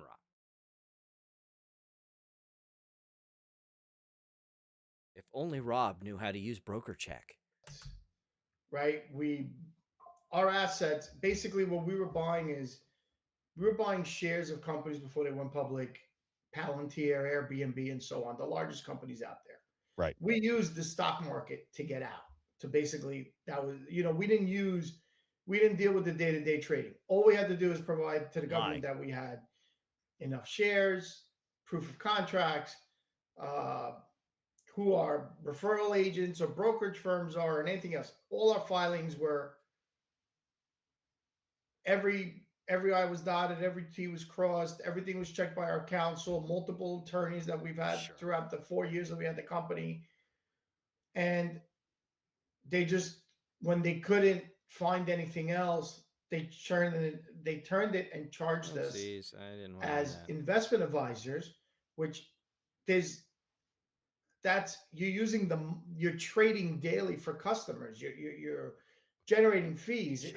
Giant, trust me, bro. They changed the narrative just to come at us from a different angle. And every expert in our criminal case that we had, we crushed 15 days of court. I've never seen. He crushed it so hard that 12 independent jurors found him guilty. He's going to get to his little conspiracy for that in a second. Our 6 lawyers walk out of there with smiles. Never. And when it came out of there, Rob, when it came to charging instructions, the judge tells the jury, just charge them as investment advisors. That's not how that works. Look, there's 6 independent counts. There can be no just charge them as investment advisors. And second of all, again, he's pandering to the fact that most people don't know the ins and out of how this works. So when you set the guidelines for jury instructions, this is a give and take. The prosecution gives what they think it should be, the defense gives it what they think it should be, and the judge comes up with something in between. This whole just charge them as investment advisors, like, that wasn't all of the charges, which tells me that this little fuckwit is trying to lie and doing a really bad job of it, knowing that Rob will never call him out on his lie. I almost feel like I should go pay for the money to get the actual trial transcripts and figure out what exactly he's lying about, but I just know that he's a lying piece of shit, and I will never have to actually do that. And it's just pathetic. Because if he did do something like that on appeal, which he claims he's going to do, it would have gotten immediately slapped down. Like, also, like, the idea that they didn't go into, the jury instructions already knowing what the jury instructions were going to be. Like, this was just some spur of the moment thing in front of the jury that the judge decided to do. No. Jury instructions are decided in advance. Sometimes they're decided during the trial proceedings. Sometimes they're decided beforehand. But like the instructions, he would have known heading into the actual jury decision. Like this would have been decided already, heading into giving those instructions to the jury. So this whole idea that just sua sponte, the judge decides to be like, just do this, is fucking horse shit. And it's horse shit that can be seen through by anyone who's watched enough criminal cases before. And of course, Rob's not going to call him out on this lie, because why the fuck would he? He hasn't done any of this at this point in the juncture, so why would he start now? That's Just making it up basically because it was making easier it for him. up. Yeah, it's not how Making that it up. works. It was a case built on all voluntary information because we gave them everything voluntarily because we could have. No, you didn't. You were caught multiple times destroying evidence. You fucking lying piece of shit. At this point, I should just put like the transcript of the charging document in the fucking description, because this is just absolute horseshit at this point. Like the only way he's getting away with this is because Rob is giving him zero pushback. It's ridiculous. I love how this independent-minded, independent journalist is actually just, loves to shill for criminals nonstop when they have the right political beliefs that he agrees with. So long as you've got a red "Make America Great Again" hat, crime's legal in Rob's world. And I sent you evidence of that. An exemplar pointing advisor voluntarily has to provide the SEC. Like we could give them. That's why he spent so much time with him and his co-conspirators trying to give the SEC the runaround. It's why they destroyed all those emails. Yeah. Oh yeah. They totally just gave everything over to the SEC. Totally. Nothing, or we could give them 3 things, or we could give them all 50 things. We chose to always be transparent because we're running No, a clean you business, so didn't. we gave them everything. No, you didn't. No, I'm sorry.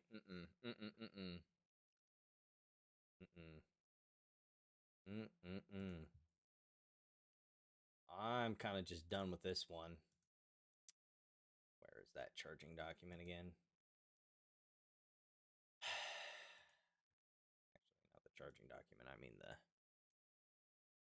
I just, like, every time he acts like this is just not public information. Like, you just can't find literally everything that he's lying about.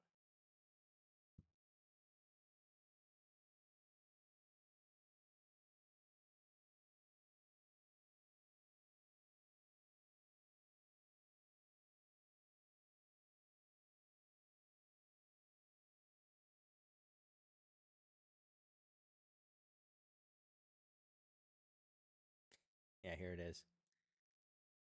Let me roll it back here a second.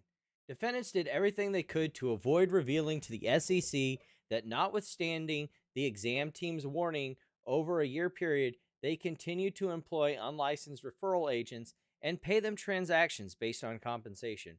First, in response to the SEC's demand for a list of all the entities and people Straight Path used to find investors and all emails with those finders, in November 2020, defendants only identified 3 registered brokers, SW Financial, Kova, and Warden, and produced no emails. Over the next several months, SEC followed up with Martinson repeatedly about his failure to comply with the subpoenas.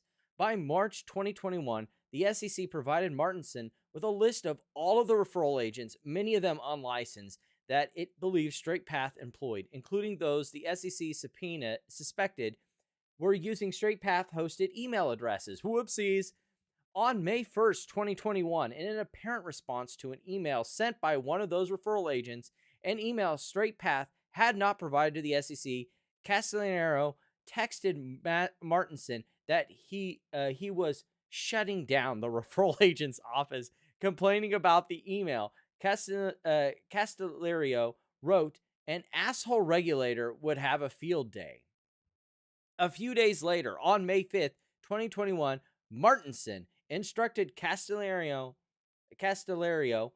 by text to tell several referral agents not to use their Straight Path emails. We're going to claim that they don't have emails, and we don't have archives. Added, just delete their emails. Fuck it. I love it. We're going to claim that they don't have emails and we don't have archives. Just delete the emails. Fuck it. It doesn't get more blatant than that. Destroying evidence tampering. Fuck it.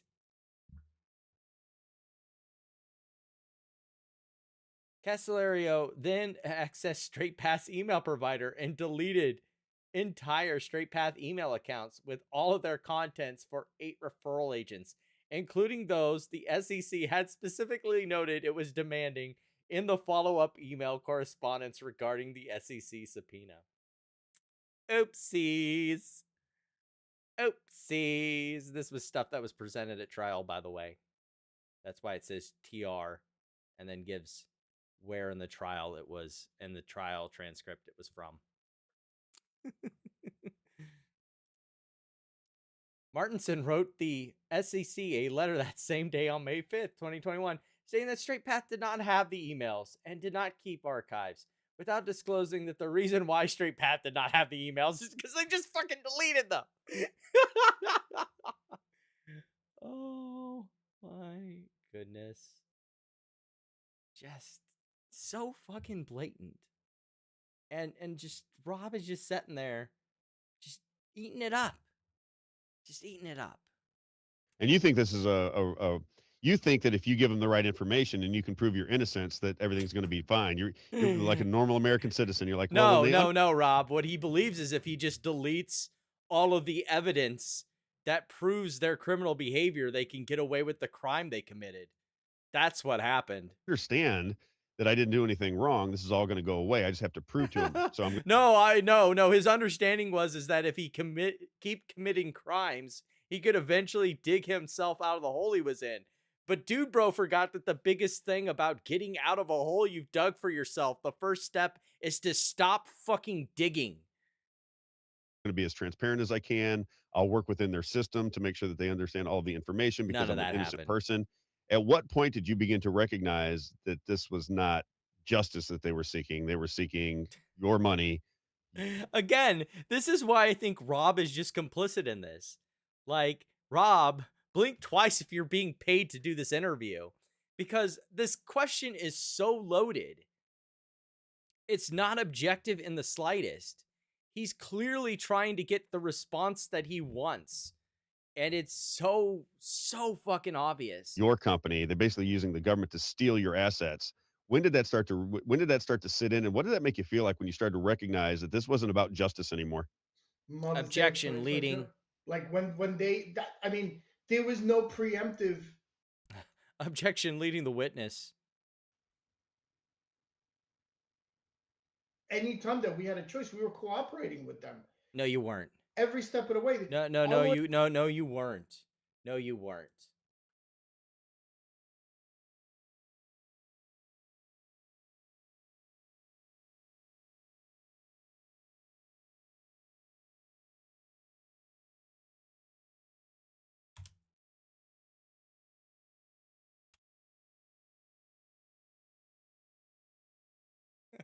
This is another one of my favorites from the charging documents, from the sentencing documents. Paragraph 69, no charges or changes are required to 69. The paragraph correctly states that Liana willfully obstructed or impeded or attempted to obstruct or impede the administration of justice when Liana deceived the SEC concerning individual one's role at StraightPath during the SEC investigation. For example, Liana, Martinson, and Castillero texted about making the fund manager's desk look like it belonged to Eric LaChow when the SEC examiner visited. See GX 207-4. The trial record also showed that in general, Liana attempted to obstruct StraightPath's operations from the SEC examiners. See EG GX 207-13. Fran is going to whamboozle the SEC lady tomorrow. They will talk weather for 45 minutes and the lady will forget what she's looking for.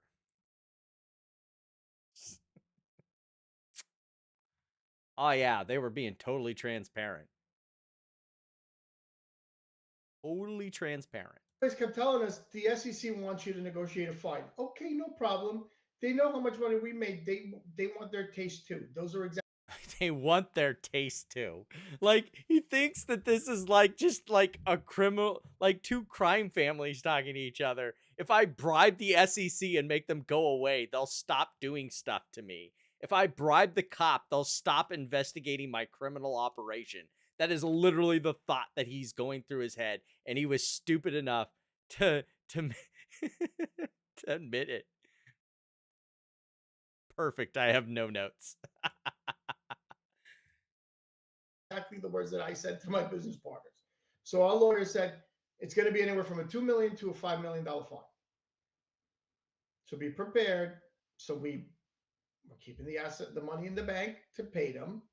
They're fine because we know the government wants their taste too. We're all aware. But no, then it just from nowhere they pulled this. Basically overnight.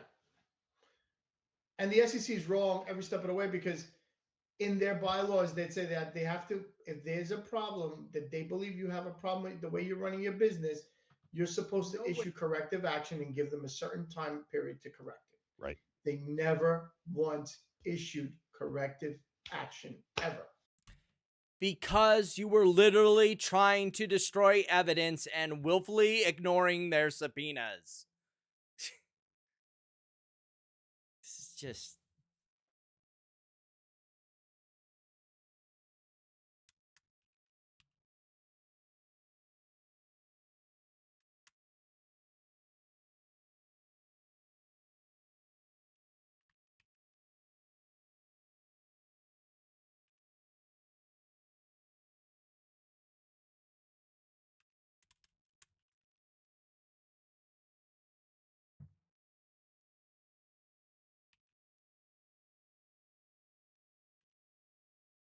All right, I've got a poll. If you guys want to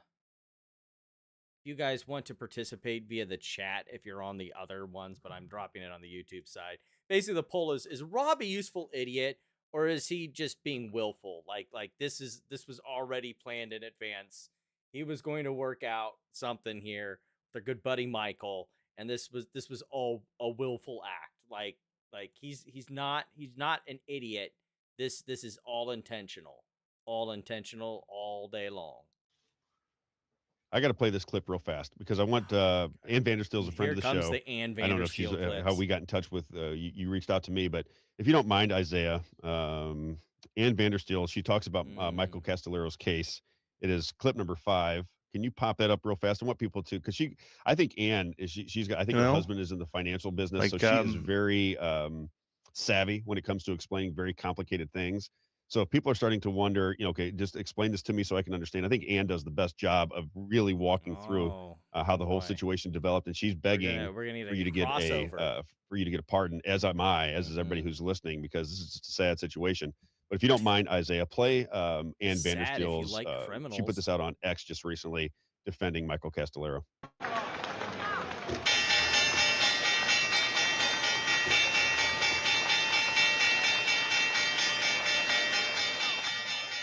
Mr. President, this is an urgent message and request for a pardon of innocence for the following 3 Americans: Michael Castillero, Brian Martinson, and Francine Lanaya. They are now all facing prison after a federal... If my chances of getting a pardon was being relied on, like I was, like, Ann was my top messenger, I would just give up. This is the person that the administration specifically distanced itself from during the first Trump administration, because she was just that much of a nutter. Like, if this is who you're going to hopefully get a pardon from Donald Trump, I would see what size orange jumpsuit that you want to get used to wearing.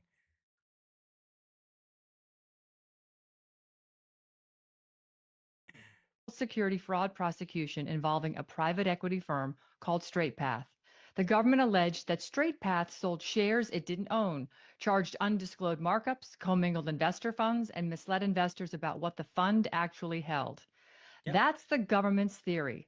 But during the trial, testimony from the it's not the theory. It's literally they were criminally charged. SEC's own witness revealed something important. Straight Path Management was not, I repeat, not a registered investment advisor. It was an exempt reporting advisor. Like, that's irrelevant for the chief parts of the criminal complaint, just for the record. NERA. And the SEC witness also confirmed that document requests sent to Straight Path Venture Partners were voluntary requests, meaning the firm was under no legal obligation to comply and there were no sanctions for declining.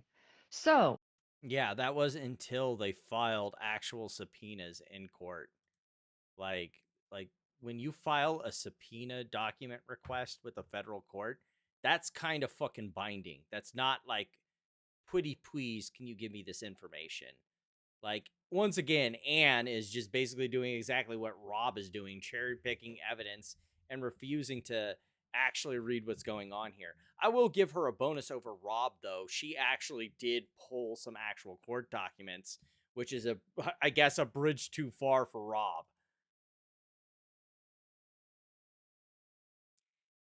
If Anne is what stands between him and prison, he'd better figure out cash to Rob and exchange rates in federal prison.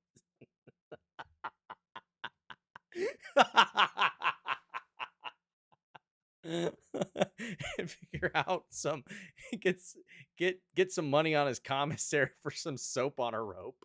the question becomes, how did a regulatory issue involving an exempt reporting advisor suddenly become a criminal fraud case? Because he stole from investors, dipshit. There's another critical fact. According to the defendants, no investors filed complaints. And oh my God. I've gone over this lie so many times. I'm not pulling the document again. I'm not pulling the document again. It's literally there. There was investor complaints. There were investor witnesses. You literally had the court transcripts. What are you talking about, bitch? investors in the fund actually made money on their investments. If that's true, it raises a fundamental question about how this prosecution... Again, that doesn't matter for the purposes of what we're talking about here. They statutorily overcharged. That's part of the fraud allegations. That they said they were charging nothing up front. They charged 30%. Therefore, they defrauded their investors. Not to mention the fact that the allegations from both FINRA and the SEC as to overcharging are per se. It's just like a speeding ticket. They don't need to prove actual harm. They just need to prove that you overcharged. And if you overcharged without reason, then congratulations. Like, that's the crime. That's literally it. They don't need to prove actual harm to investors. Just like if you blow a red light, they don't need to prove that you caused an accident. You blew the red light. Here's your ticket. Unfolded. And there's more. Communications between the SEC and the Department of Justice, the very discussions that now may explain how the case moved from civil enforcement to criminal charges, are currently the subject of a Freedom of Information Act request. But okay. Like, again, like, I don't get how you think this is some big ass smoking gun. those records are not scheduled to be released until after sentencing. If the government's case... Yeah, because they're part of a criminal case, you dumb bitch. That's how that works for FOIA. ...to sound, those documents should be released now. And a prosecutor... No, because they're part of file privilege. Like, you can't get stuff like that until after the case.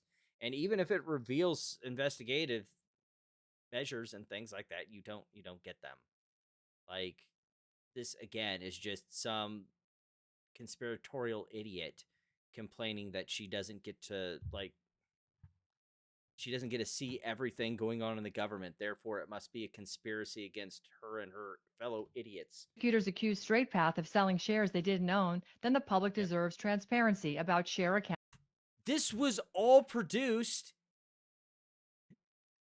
This was all produced as evidence at the trial. Like, what are we even talking about? You don't need to get a FOIA to do that.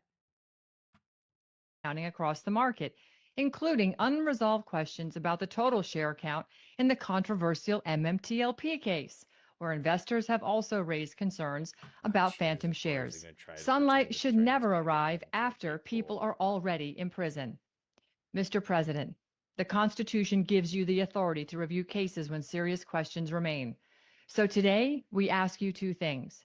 First, consider clemency for Michael Castillero, Brian Martinson, and Francine Lanaya while the full record is examined. And second, call for the immediate release of the communications between the SEC and the Department of Justice so the American people can see exactly how this prosecution came to be.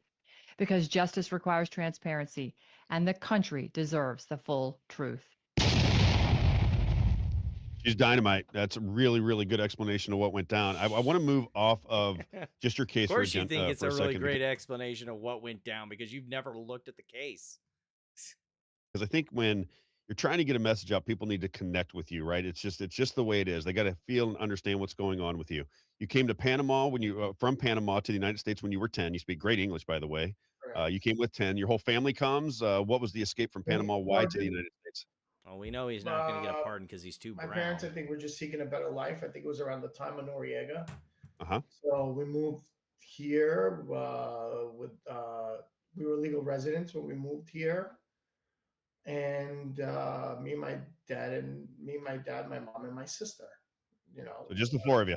Just the four of us. What was it like? I always wonder that, moving to a new country when you're 10 years old, what was the sense of things? Were you excited to be here? Were you nervous to be in the United States? Did you have to learn the language? I always loved the United States because I think, where they always, even when I was up to like 10, I think vacations were always in Miami. Okay. So it was easy to make the move to Miami. And friend out in New York, because New York was all screwed up with the whole COVID. So when we moved, she's like, we're not leaving. I said, okay, that's fine. We're staying in Florida. Florida is 15 is pretty hard. That's what I was going to ask you. Is how are your Anna? What are you in school? Telling me your dad's a thief because he might have to face consequences. Oh, poor baby, poor baby. Yeah, I think that's enough of that. All right. Well, I did want to get to the hearing thing, but I don't know if I'll have time for that. So, how about we'll do the Morantz thing as a transition to give me a little break. How much is that? Like a minute, some change. Okay. We'll let this run. We had this issue with employment where we're a one household income at the moment. Is it by choice? Ideally. Is it sustainable? Probably not. How are you going to make it to the next day? No clue. Just keep thanking the Lord that we get to wake up and do this and try this. But that's how I look at GameStop too. I look at myself and I see, okay, I'm going to make it because I'm going to wake up and I'm going to keep grinding. Yeah, the whole world tells me I can't get to $10 billion market cap or $10 billion of net profit. They tell me we can't get to $100 billion of market cap. Like, this is what the world tells me. It's no different than real life. Like what they tell me here, you guys can't make it. You guys are going to struggle. It's going to be tough. And, what's struggle? What's tough? So you take things away. So you lose some things that are material. Is it material? No, it's not materially different or has these things have marginal impacts. What type of car you drive, what type of career you have. No. You find worth in what's given to you. And then eventually on the other side, that compounded with a lot of hard work and dedication and just conviction, you might end up on something great. You might fall down on something amazing. Well, that's how I view my investment. That's how I view the life I'm living at the moment. So I'm staying grateful to be in this position. I'm not going to talk myself out of it. I was talking to someone today He's just rambling all over the place. Life must be rough. Alrighty. So I'm gonna try and squeeze this in because it was one of the things that I did mention I do. I'm sure this has already been gone over on X. If you've been listening to some of the spaces that have been going around. I'm gonna start off laying this play because I'm going to. Hey, you're living the dream. We're gonna. I'm gonna let this play. Just to let you all know, this is the hearing. I'm gonna try and give some commentary on it for the record. See if I can find it here. If you've been paying attention, that the Targart lawsuit against Nextbridge and the executives and John Berta got appealed up to the Fifth Circuit. This is the actual hearing that was had, oral arguments on that. I'm gonna let it play, and I'll jump in on this, but I think I got enough time to do what I wanted to. Probably pop some popcorn for this. We can squeeze this in here. I'm gonna try and repost an edited version of it with timestamps like I normally do for some of these hearings, so you can listen to it at your leisure. But I'm gonna try and add some commentary for it. The first part is the appellant, the plaintiffs. So I don't think I need to do much commentary to that. We'll wait till the appellee defendants get in on this, and I'll probably have plenty to say about that. So we're gonna let this rip, and I'm gonna disappear for a second, but we'll let this keep going.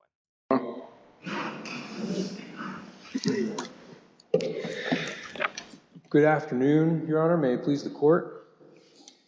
My name is Adam Apton. I come from the firm Levy and Korsinski. I represent the appellants in this case. This is a class action securities lawsuit.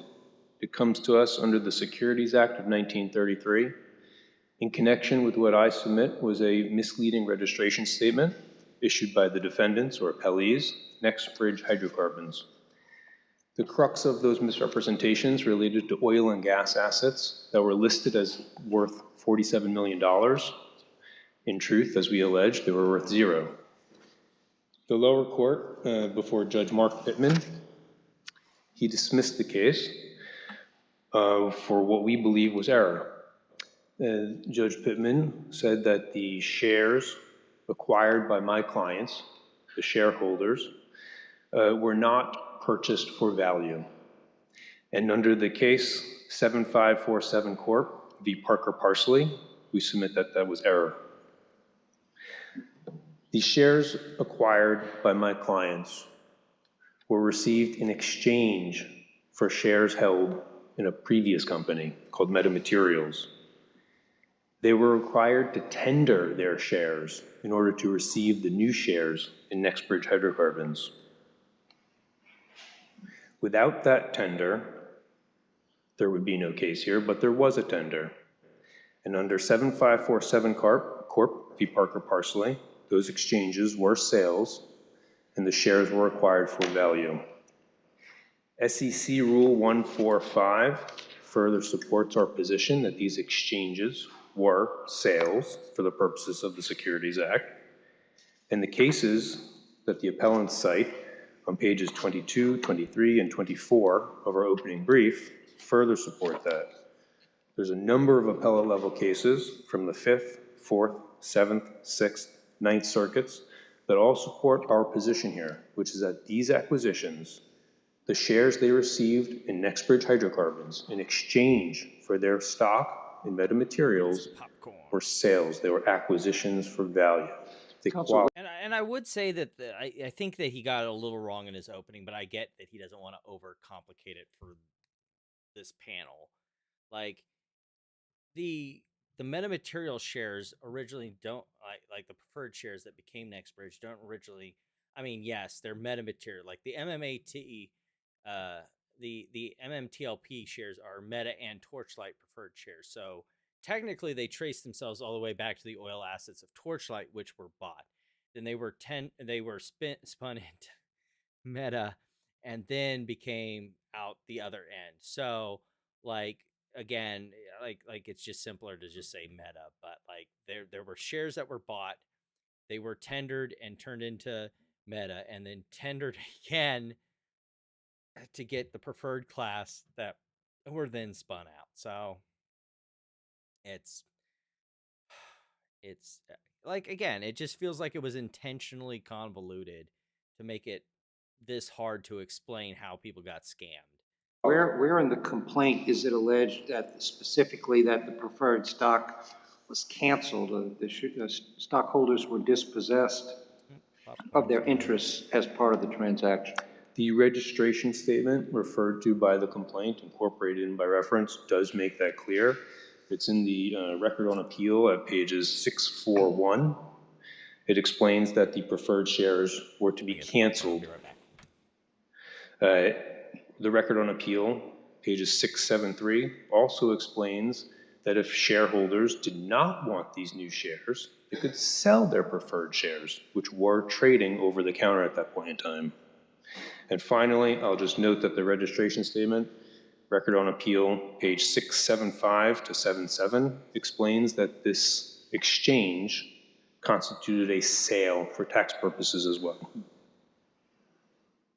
I don't have anything more on that particular point unless your honors have questions. So always, well, from your standpoint, on the points that you've just argued, where did the trial judge miss your point? The judge, trial Judge Pittman, overlooked the fact that the clients, the shareholders of MMAT Materials, had to let go, tender, exchange their shares for the new stock. It appears to me that in citing Eastquith from the Seventh Circuit, he thought that this was a scenario similar to what happened in that case, which is that shareholders of Baxter did not or receive shares of Caremark in addition to their shares. In Isquith, there was no tender, there was no exchange, it was just receipt of additional shares as part of that spinoff, which is not what happened here. Is there anything else that would have impacted the value of oil and gas assets in the next bridge stock? That's a good question, Your Honor. So if this case were to be remanded, that would be, I submit, what gets litigated next. Is why were these assets written down to zero from 47 million? Pretty dramatic. It's a very dramatic write-down, Your Honor. And in the briefing, we do address different points as to why the decision should not be affirmed for other reasons.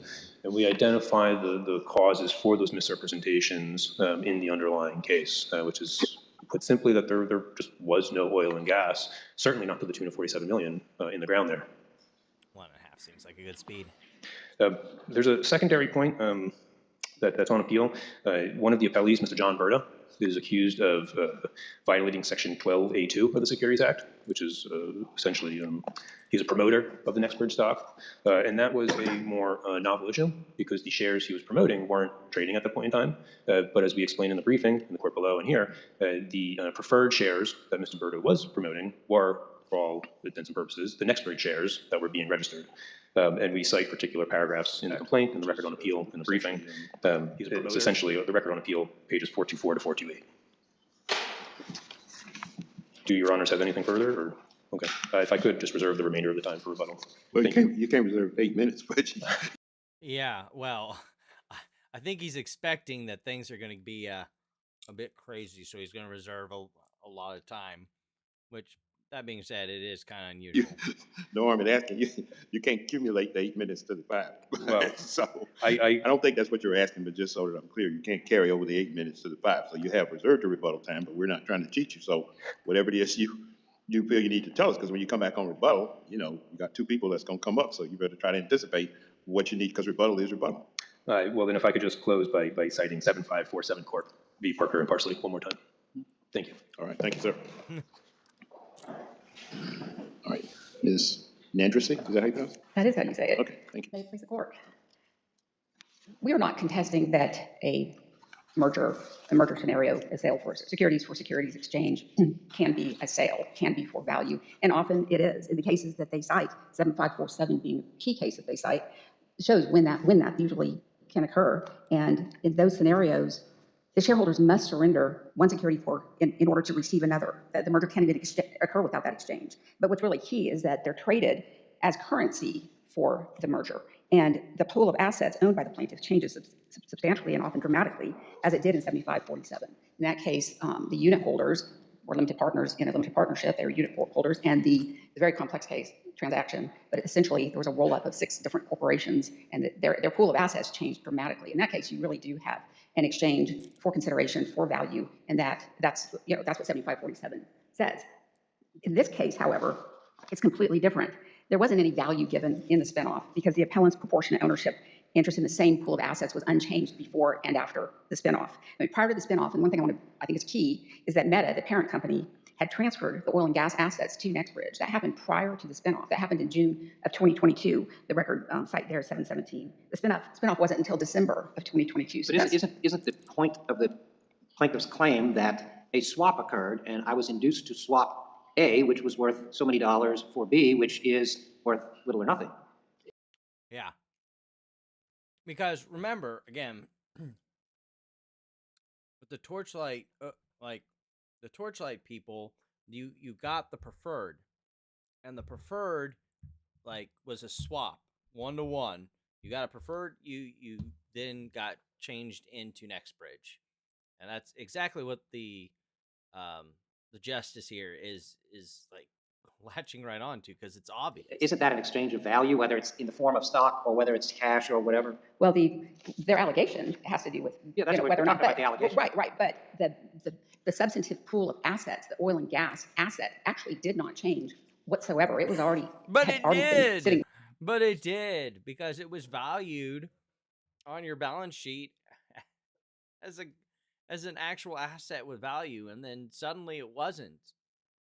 With NextBridge for several months, and then the spinoff occurred. And the only thing that happened in the spinoff was the form of their ownership of that pool of assets, of the oil and gas assets. It went from being shareholders in the entity that was holding that asset to shareholders in the entity that was indirectly holding that asset, to shareholders in the entity directly holding that asset. That's all that happened. There wasn't any change to their bundle of rights. There wasn't any exchange. And the key is what happened in that exchange, in the spinoff. In their brief, they talk a lot about the purchases of Meta stock out in the over-the-counter trading, but that's a different transaction. That's a different stock. Section 11 is transaction-based. The plaintiff must have acquired the specific security under the contested registration statement. And so the substantive pool of assets, that's the analysis under Isquith, and this case, this court's opinion in Rathborn, is whether or not there was a change in that pool of assets. Was there value given? And they try to make a distinction with Isquith because the pool of assets that the plaintiffs had an interest in prior to the spinoff in that case was the entirety of the parent's company. And then there was a spinoff of one piece of it, and so they were distributed shares of that piece of it. So after that transaction, they had the exact same interest, substantive interest, in the pool of assets that they had prior to. So were they given a choice as to whether, yes, I would like to make the exchange, here are my shares, and I put my shares up and I want NextBridge, or was this an automatic, based upon the filing, an automatic swap? This was an automatic swap, and that's a very important point. The appellants didn't receive their NextBridge shares in exchange, and that's certainly not what is alleged in the complaint. Could they have said, well, I want NextBridge shares, I like the shares I have, but if you put a value on NextBridge shares, I would like to buy those for cash? Was that a possibility? It was automatic because when purchased... I understand it was automatic, but he wants to know if any you of the could plaintiffs get cash instead of...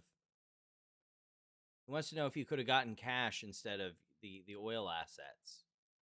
Which, I mean, technically, if there was a sale, you would get the... But there was no sale, so there was no... well, I mean, you could have sold the shares and gotten out. But there was no, I don't want it. Can I get cash in lieu of getting the ownership rights? And the answer there is no, because they made it non-trading. Have bought NextBridge and held on to the stock that they had already? No, because it was the distribution of NextBridge shares was automatic pursuant to the terms of the preferred stock. And there's no reason for them to want to keep the preferred stock because it no longer held any interest in the oil and gas assets. After the transfer of the assets to NextBridge, those preferred shares were only tied to the oil and gas assets. So when those assets were transferred to NextBridge, the oil and gas, the preferred shares weren't tied to any assets at all. That's why it didn't matter even whether they were canceled. If they hadn't been canceled before and after the spinoff, the plaintiffs still held the exact same substantive interest in the pool of assets, the oil and gas assets. There absolutely was no change. And that's why it's exactly like Rathborn and Isquith. Before and after those plaintiffs held the same interests in Isquith across Baxter and Caremark. They held the same interest in the pool of assets before and after. Here, they held the same interest in the pool of assets before and after. Because before, when they held Meta shares, those only related to the oil and gas assets. They didn't relate to the 100% of Meta's business. It was just the oil and gas assets. Well, perhaps I'm getting a little ahead of where we are on this, since we're talking about whether the plaintiffs have asserted a claim, but what would be the explanation for a possible defense for such a dramatic decrease in value to the point of being valueless? Well, that's, I mean, it's an order of magnitude that's tremendous. well, that's assuming that the way they're articulating, I mean, the bottom line is that She's having a real hard time with this what one. was stated that in the registration statement wasn't about worth. It was the carrying value under a full cost method of accounting.